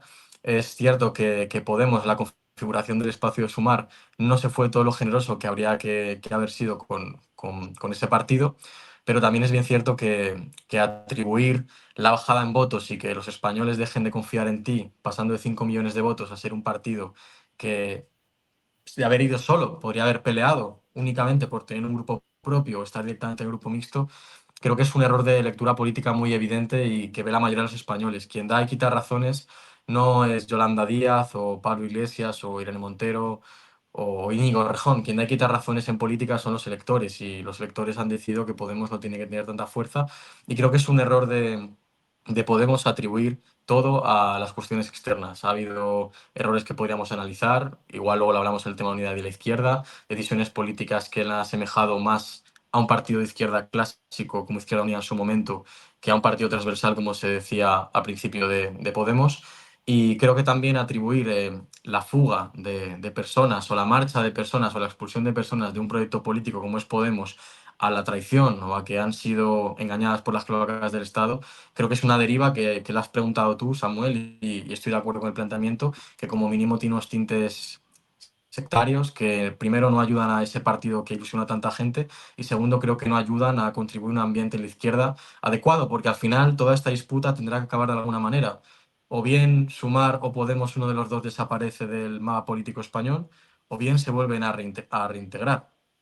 Es que esa es la cuestión que tiene que darse, por no hablar de que está dejando una herencia a las nuevas generaciones políticas muy mala y una desafección por la política institucional que me parece muy peligrosa, porque a Podemos hay que analizarle con todas sus virtudes, con todos sus aciertos, con todo lo que se logró en un gobierno de coalición, pero también con todos sus errores. Y me da la sensación de que no hay análisis, de que no hay reflexión, de que hay afectos. Por eso yo creo que el invitado ha puesto por encima los afectos a las razones.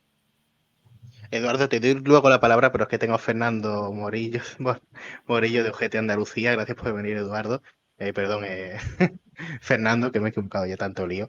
Gracias por venir, Fernando, ¿cómo estás? ¿Me escuchas bien? Sí, Samuel, no sé si se me escucha bien. Sí, a ti perfecto.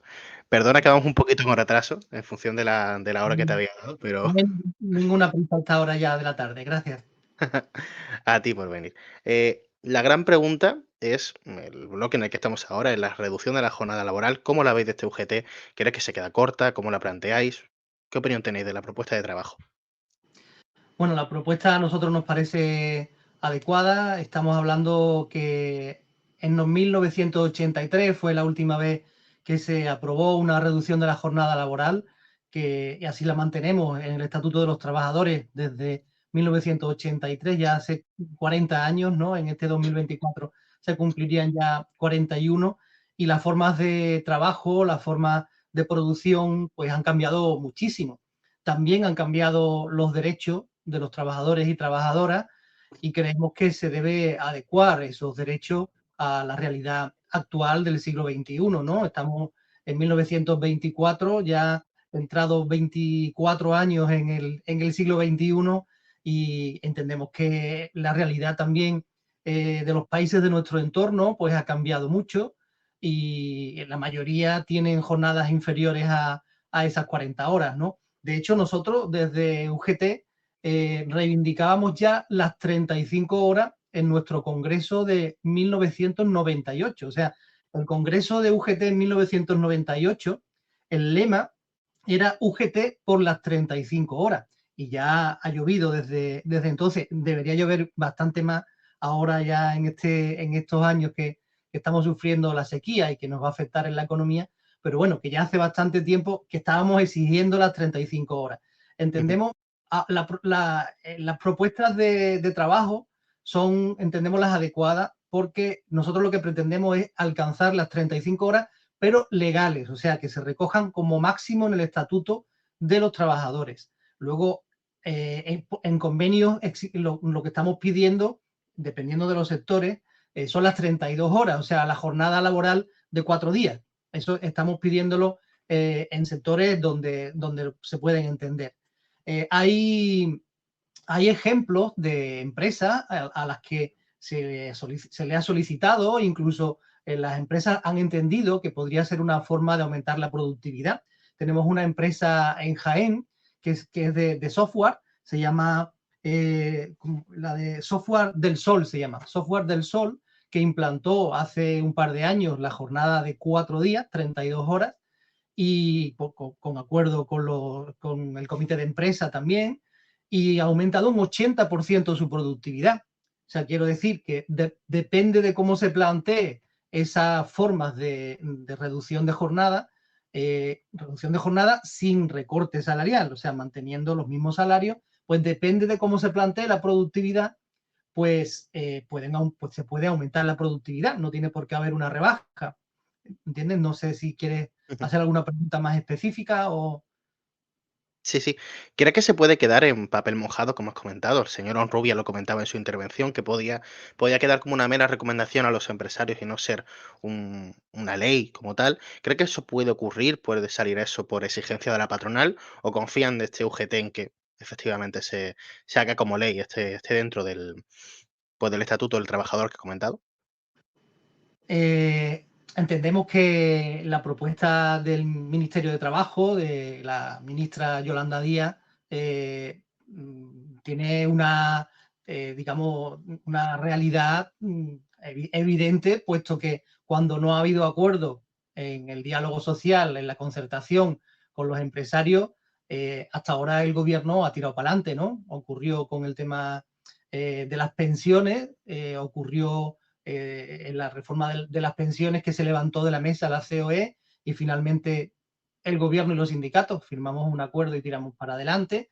Ocurrió también con el salario mínimo interprofesional muy recientemente. Ya tenemos el salario mínimo en 1.134 euros en 14 pagas. Y yo entiendo que si el gobierno continúa, que desde UGT esperamos que el gobierno progresista pueda mantener estabilidad y pueda continuar, porque en los años que ha estado gobernando hemos avanzado mucho en muchos temas sociales, en pensiones, salarios, en temas sociales, en vivienda, en transporte. Entonces, no me cabe duda de que hay una voluntad real del gobierno de modificar el estatuto de los trabajadores. Y se está haciendo, yo creo que de forma muy consecuente, de forma muy responsable. Se ha dado un tiempo para que los agentes sociales negocien al margen de la mesa, al margen de la mesa de negociación con el gobierno. O sea que ahora mismo están hablando COE y CEPIME de hasta dónde pueden llegar y cómo. Y estamos hablando UGT y Comisión Obrera, y después vamos a mantener encuentros solo los agentes sociales antes de sentarnos con el gobierno.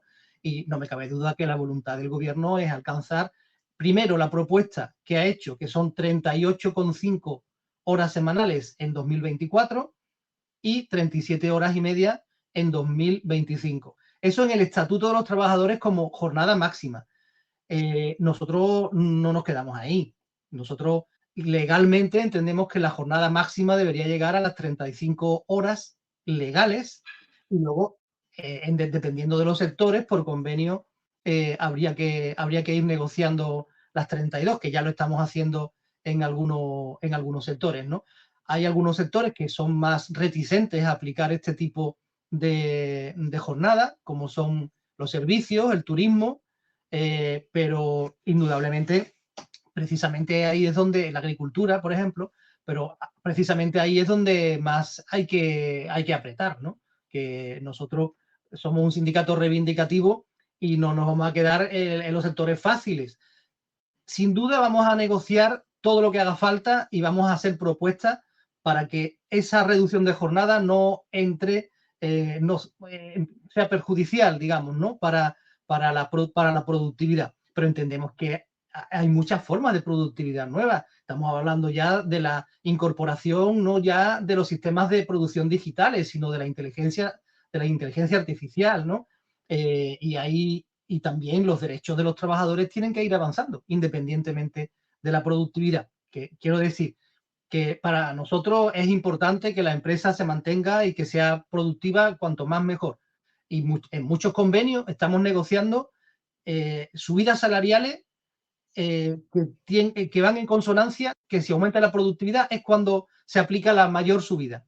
O sea que nosotros estamos de acuerdo con que las empresas ganen más dinero y que desarrollen más la economía, porque también nos va en ello el que mantengan el empleo y el que sigan generando puestos de trabajo.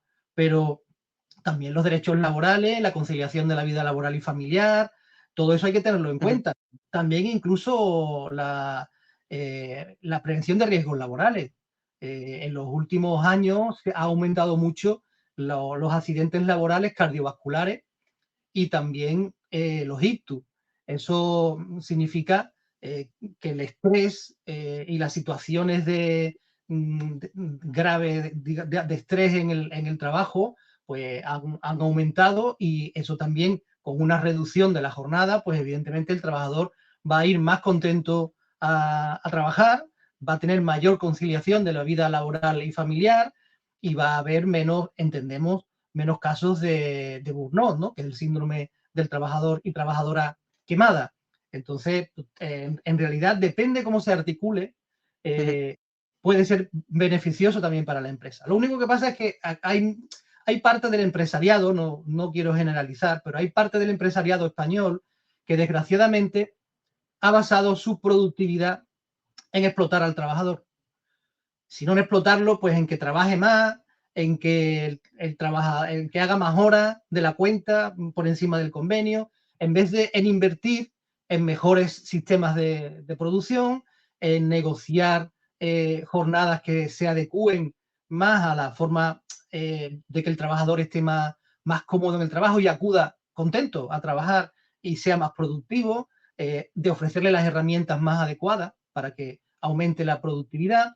Y todo eso, hay muchos empresarios, bueno, hay empresarios, una parte del empresariado español, digamos, que lo considera un gasto, y eso no es un gasto, es una inversión, porque después el trabajador va a estar más cómodo trabajando, va a producir más porque se va a encontrar en mejores condiciones laborales.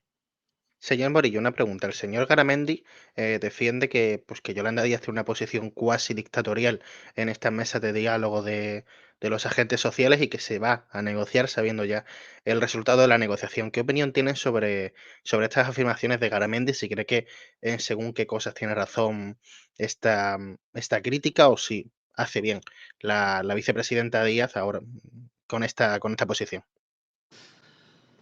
Hombre, yo soy una persona progresista, llevo la comunicación y redes sociales de UGT Andalucía, y evidentemente defendemos las mejoras laborales y sociales que se puedan producir. Entendemos que el gobierno actual es un gobierno progresista y que apoya políticas progresistas y de mejoras laborales y sociales, ¿no? Entonces, pues cuando ha gobernado otro tipo de gobierno, el gobierno de los recortes de Rajoy, por ejemplo, pues ese sí que no negociaba mucho, ¿eh? Ese no negociaba nada más con la patronal. Ahí no nos dejaba ni sentarnos, salvo al final de su etapa, de la etapa política. Pero en 2012, 2013, yo quiero recordar ahora los Viernes Negros, no sé si os acordáis de los Viernes Negros, ¿vale? Todos los viernes era un recorte detrás de otro. Una reforma laboral, reforma de las pensiones para recortar derechos, para reducir los salarios de los funcionarios. Todo eso sí, salvar a la banca, que nos gastamos 65.000 millones de euros que todavía no lo hemos vuelto a ver, los españoles, ¿verdad?, que pagamos impuestos.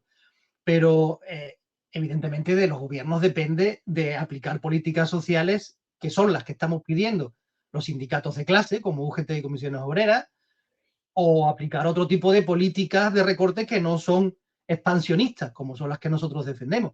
¿Entiendes? Entonces, pues que está ya visto si se va a reducir la jornada sí o sí.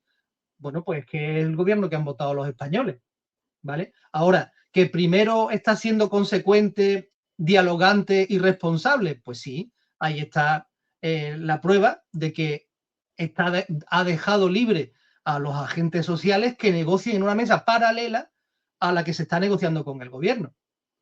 Evidentemente hay una propuesta de reducción de jornada porque también va en consonancia con las propuestas electorales, ¿no?, que había hecho Podemos y que también recoge el PSOE. Entonces, pues, digamos, el gobierno progresista que ahora mismo hay, de PSOE y de Podemos, pues es que es lo que llevaba en la campaña electoral, ¿no? Entonces es lógico que se reduzca la jornada, independientemente de que luego la reducción sea mayor o menor según los acuerdos que se alcance con la patronal y los sindicatos.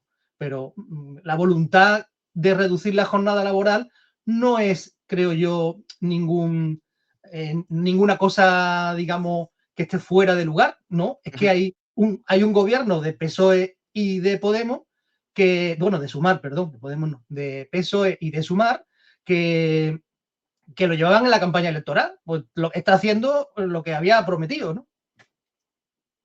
Fernando Morillo, secretario de Comunicación de UGT Andalucía. Gracias por venir a la Diana. Te esperamos otro día. Hasta luego, Samuel. Adiós. Volvemos con la mesa. Eduardo lleva ya un rato sin hablar, que no me ha dado tiempo a darte la palabra. ¿Qué valoración haces de, pues eso, en un primer momento, la conexión de Unrulia y la de ahora del compañero? Sí, yo quería, porque, bueno, solo dos cosas. Estaba la valoración que ha hecho René, en lo fundamental estoy de acuerdo. Solo una cuestión de... Yo no creo que se deje llevar por los afectos. Creo que el problema es que hay una línea que en la izquierda, lo veremos en la opinión, no plantea que las relaciones son de qué posiciones políticas se discuten, se unen, y cuando hay divergencias se discute de política, sino que se entra en otra que es muy típica de la sociedad, de los partidos burgueses, de los partidos de la derecha, que es el insulto, es decir, los diferentes métodos que no van a discutir. Porque claro, en el seno de la gente del pueblo trabajadora y de todos, lo que nos interesa es qué es lo que nos une, discutir, llegar a acuerdos. Lo que no nos une, seguir, considerar una divergencia y trabajar por aclarar, pero no quiero decir, es que lo digo porque él ha justificado la respuesta de la gente.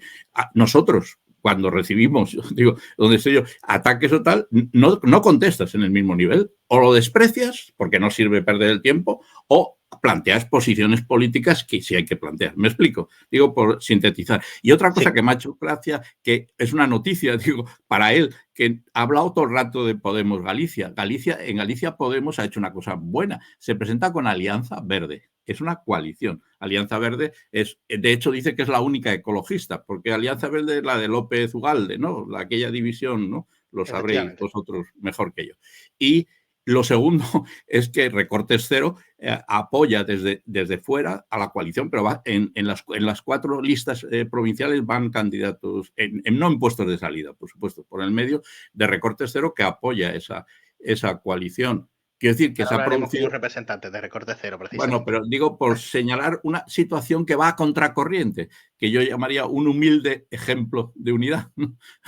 Y él no lo ha planteado. Él no sabe, es decir, no se presenta Podemos. De hecho, la presentación fue a principio de enero, el 4 o 5 de enero, de la coalición, y después el 13 la firma del apoyo externo de Recortes Cero. Entonces, a él la hizo esta mujer Faraldo, la hizo con López Ugalde, que vino y hicieron la presentación conjunta. Y se llama Podemos Galicia Alianza Verde. Digo, no, porque hay un ejemplo que él podía haber defendido de unidad. Y no, me explico.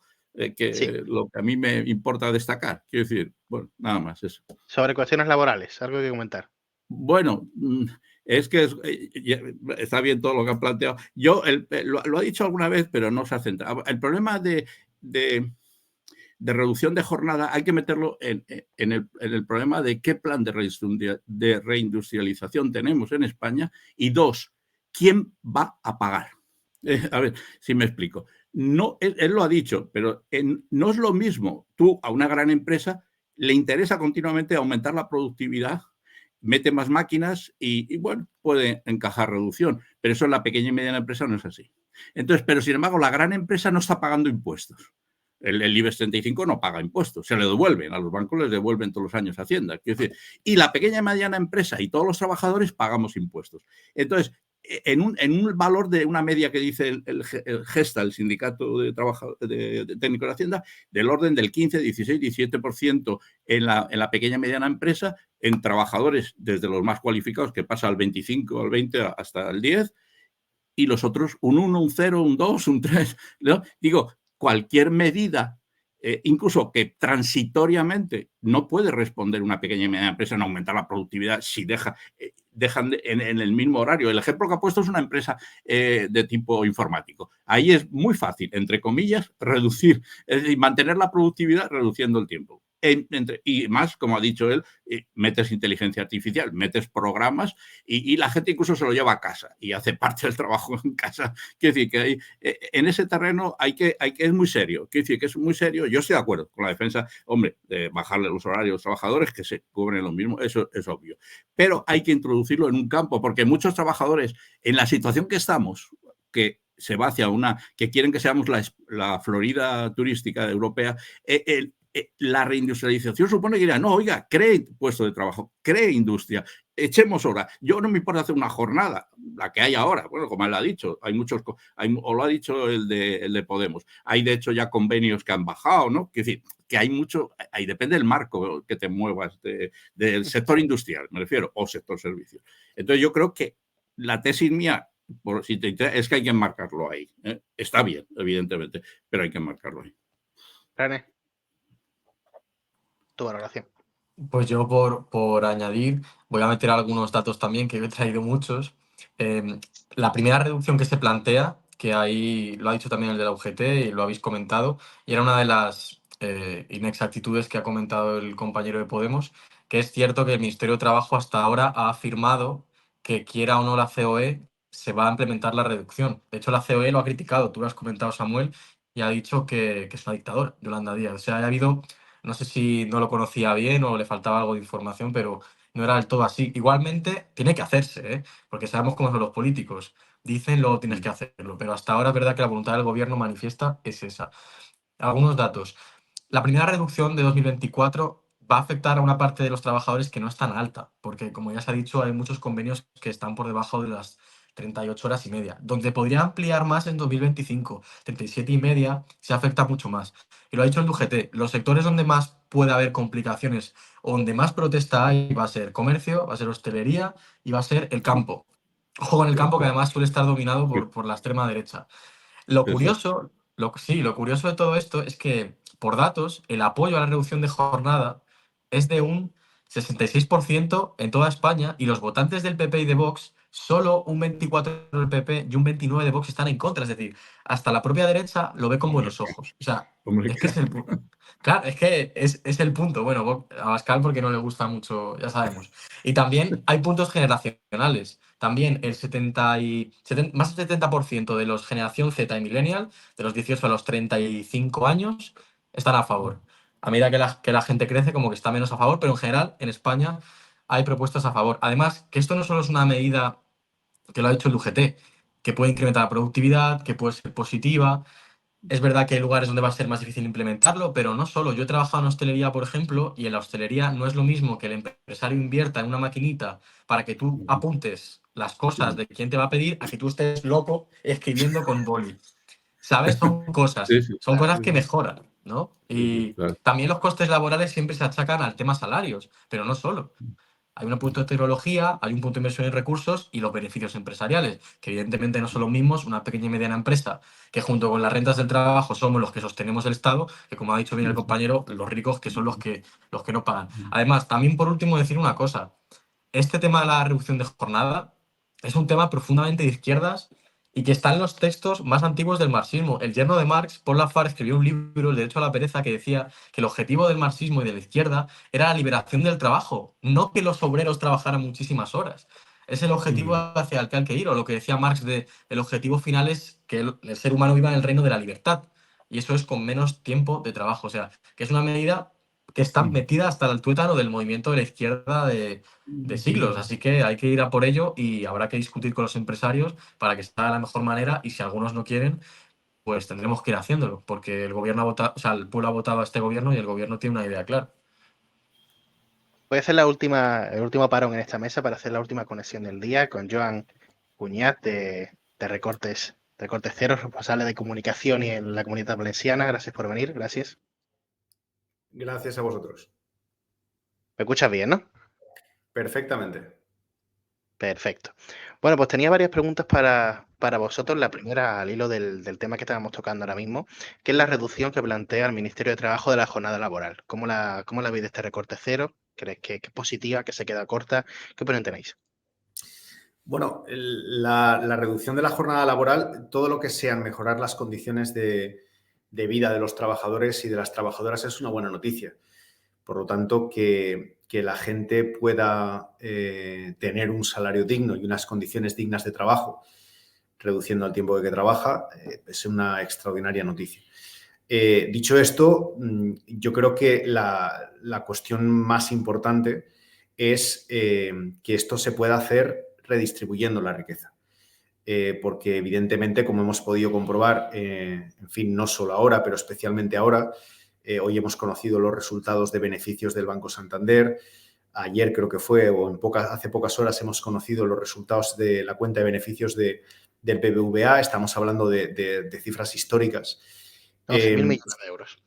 Entonces, estamos hablando de un grupo de bancos, de monopolios, de grandes empresas eléctricas que, sobre la base del deterioro de las condiciones de vida de la mayoría de la población, el aumento de la inflación, el Euribor, por lo tanto, las hipotecas, están declarando beneficios históricos. Es de esperar que este tipo de empresas, donde ya sabemos que la participación mayoritaria la tiene empresas de capital extranjero o fondos extranjeros. Hace nada conocíamos cómo en este 2024, el 2023 cerró con un 67% de las acciones del IBEX 35 están en manos del capital extranjero. 67%. Esto es un porcentaje histórico. Hemos pasado de hace poco más de 10 años un 37, un 40%, hace muy poco, un par de años, un 58%, y ya estamos en un 67%. Es de esperar que estas empresas no estén dispuestas a que sus trabajadores trabajen menos horas cobrando lo mismo, viendo cuál es el criterio, la orientación que lleva su desarrollo, es decir, aprovechar las condiciones y el deterioro de las condiciones de vida de la gente para aumentar sus beneficios. Por lo tanto, la reducción de la jornada laboral, la mejora de las condiciones de vida, no va a ser posible que se convierta en una reivindicación conseguida para la mayoría de los trabajadores si no se redistribuye la riqueza. Y esto es lo que no está puesto encima de la mesa por parte del Gobierno, y esto es lo que es necesario. Si no se ponen en marcha medidas que permitan redistribuir la riqueza y con una pequeña parte de los ingentes, extraordinarios beneficios de un pequeño grupo de bancos y monopolios, que además son los que se están beneficiando, no la gran mayoría de empresas del tejido productivo, que son la mayoría pymes de nuestro país, sino un pequeño grupo de bancos y monopolios, solo con una pequeña parte de esos beneficios se podrían mejorar enormemente las condiciones de vida, entre otras cosas, reducir la jornada laboral o, por ejemplo, aumentar los salarios a cobrar un mínimo de 1.300 o 1.400 euros al mes. Para tocar el último tema que teníamos en la mesa, como además también lo íbamos a tocar en la entrevista, pues creo que es mejor que abramos la mesa y así estemos todos, porque si no se va a hacer esto muy largo y la gente no lo va a querer ver. El último tema, como ya lo hemos tocado durante todas las intervenciones, es la unidad de la izquierda, la situación actual de las fuerzas progresistas en España, el debilitamiento de cara a las generales, o sea, las gallegas, y de cara a las europeas también. ¿Cómo valoráis la situación actual de la izquierda, esta división que hay entre pues, el partido de Yolanda y el espacio de Podemos? ¿Vosotros cómo estáis en este espacio? Te pregunto a ti, Joan, ¿cómo ves el espacio de la izquierda? Bueno, nosotros lo primero que somos es extraordinariamente respetuosos con los planteamientos y con cuáles sean las posiciones o las diferencias que pueda haber entre unas organizaciones u otras. Nosotros queremos que siempre la división y el enfrentamiento es una mala noticia y que la unidad no solo es una buena noticia, sino que es lo que nos permite a la izquierda, pero también a toda la sociedad, tener mayor fuerza para hacer frente a los recortes y, por lo tanto, para responder a ese pequeñísimo sector de la sociedad que son capaces de imponer al conjunto de la sociedad, al resto de la sociedad, los recortes, ¿no? Entonces, es necesaria la unidad. Claro, sin duda alguna, quienes salen beneficiados es como aquello de las novelas de Agatha Christie, ¿no? O sea, para saber quién es el culpable hay que ver quién sale beneficiado del crimen. Entonces, desde luego a quien le beneficia la división y el enfrentamiento, a quien le beneficia que las organizaciones progresistas o que las organizaciones de izquierdas no estén centradas en dar una solución, una alternativa a los recortes y a la situación que vive la gente, pues desde luego no es la mayoría de la gente y no es, pues son quienes están interesados en que en continuar aplicando los recortes, ¿no? Entonces, nosotros lo que queremos es que hay que defender la unidad, hay que promover la unidad. Nosotros lo hacemos activamente. Las elecciones municipales y autonómicas pasadas participamos en 30 coaliciones distintas en más de 10 autonomías. Participamos en coaliciones con Más País, con Podemos, con Izquierda Unida, con Chunta Aragonesista. Hemos compartido listas y compartimos acuerdos. Tenemos un concejal compartido con Compromís y con Podemos. Hemos estado en Canarias, en Andalucía, en Asturias, en Galicia. En las europeas nos vamos a presentar y vamos a defender un proyecto porque creemos que solo defendiendo una línea de generar unidad para redistribuir la riqueza es posible avanzar. René, te pregunto lo mismo y sobre todo porque ya hemos tocado el tema en todo el programa. ¿Qué futuro tiene Sumar si no sirve para sumar a todos los partidos de izquierda, Podemos, Izquierda Unida y todos los partidos que ya existían? ¿Qué futuro tiene ese partido pues cuando Yolanda Díaz abandonó la política, si no ha conseguido aunar a todos los partidos políticos de la izquierda? Y tienes el micro apagado, por cierto. Sí, lo quito para que no se escuche nada de fondo. Pues a nivel electoral ahora está claro, y más mirando encuestas, que Sumar en referencia a Podemos está bien posicionado.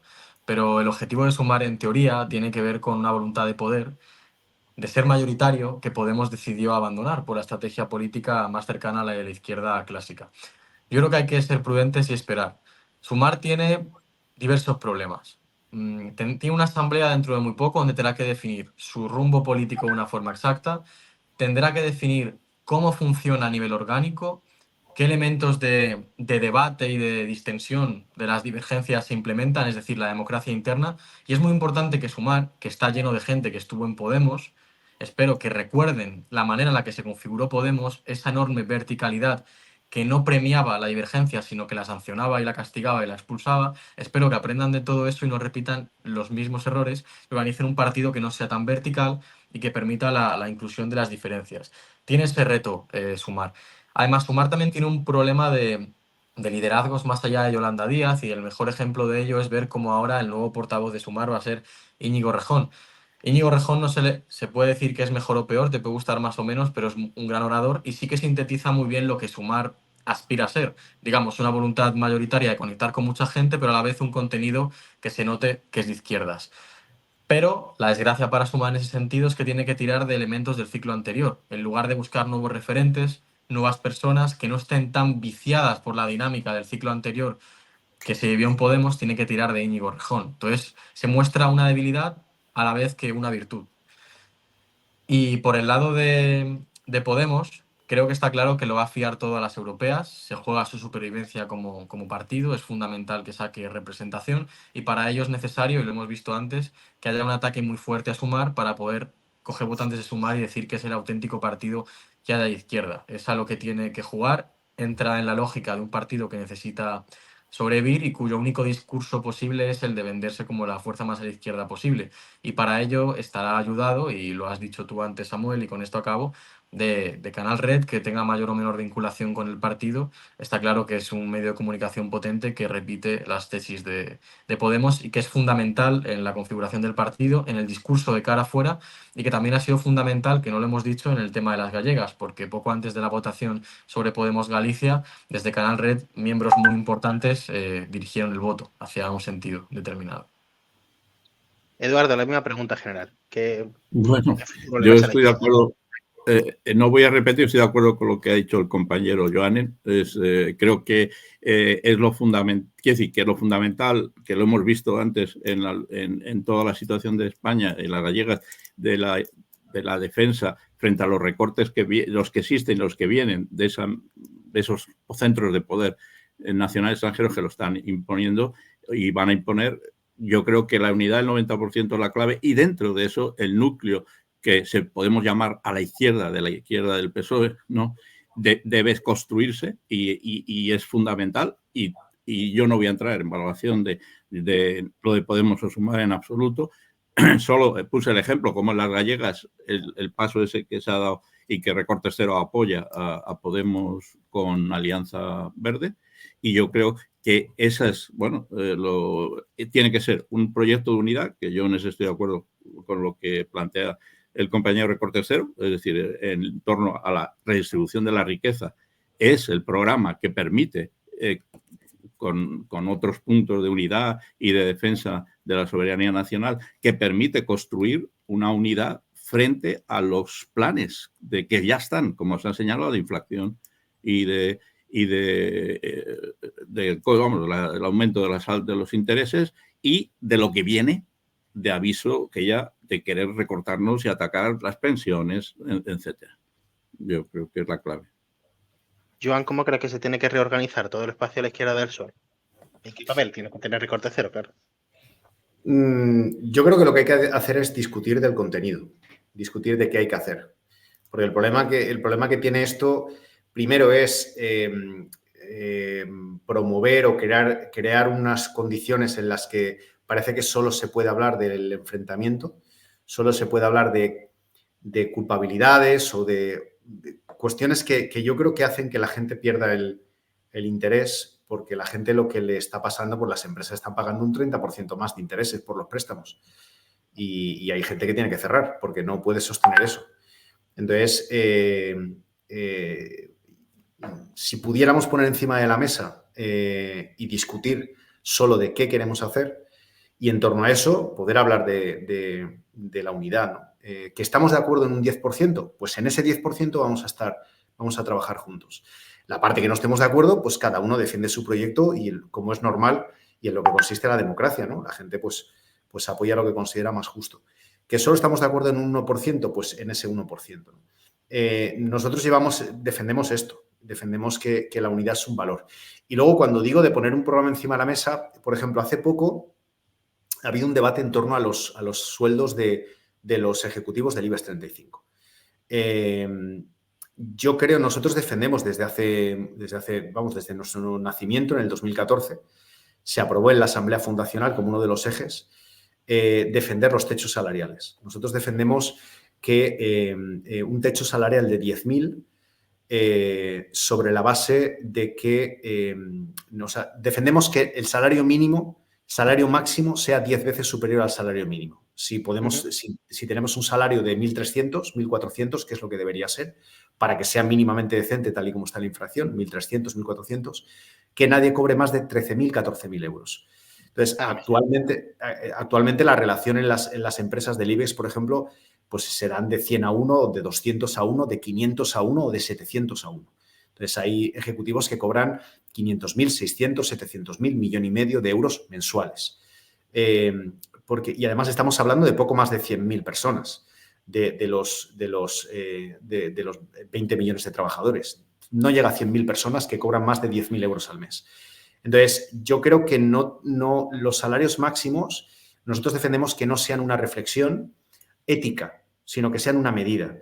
Claro, no una medida que se ponga de forma automática, cosa que es imposible y además es inconstitucional. Nosotros no estamos de acuerdo con obligar a las empresas a un tope salarial, pero sí a defender de forma práctica y poner todas las medidas al alcance del gobierno, como por ejemplo beneficios fiscales, desgravaciones, generar un movimiento social donde la mayoría de las empresas en el país se sumen a que sus ejecutivos no cobren más de 10 veces más que el salario mínimo de la empresa, lo que permite redistribuir la masa salarial de conjunto y incrementar los salarios del conjunto de los trabajadores. Nadie cobraría menos de 1.300 euros en España, nadie, si no hubieran salarios por encima de 13.000 o 14.000 euros.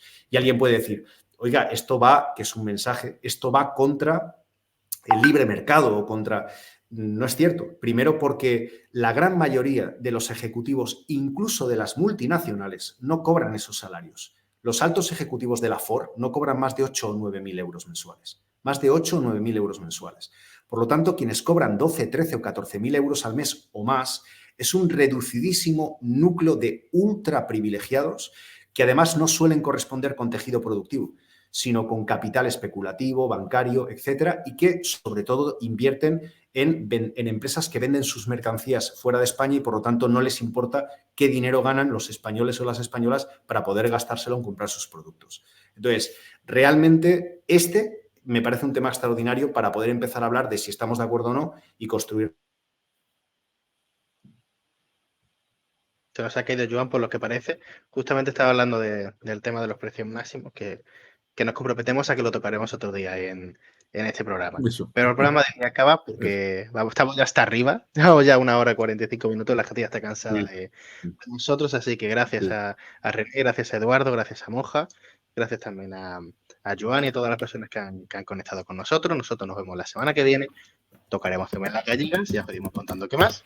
Gracias a los dos y nos vemos la semana que viene. Muchas gracias y un placer. Gracias. Adiós. Hasta luego. Chao.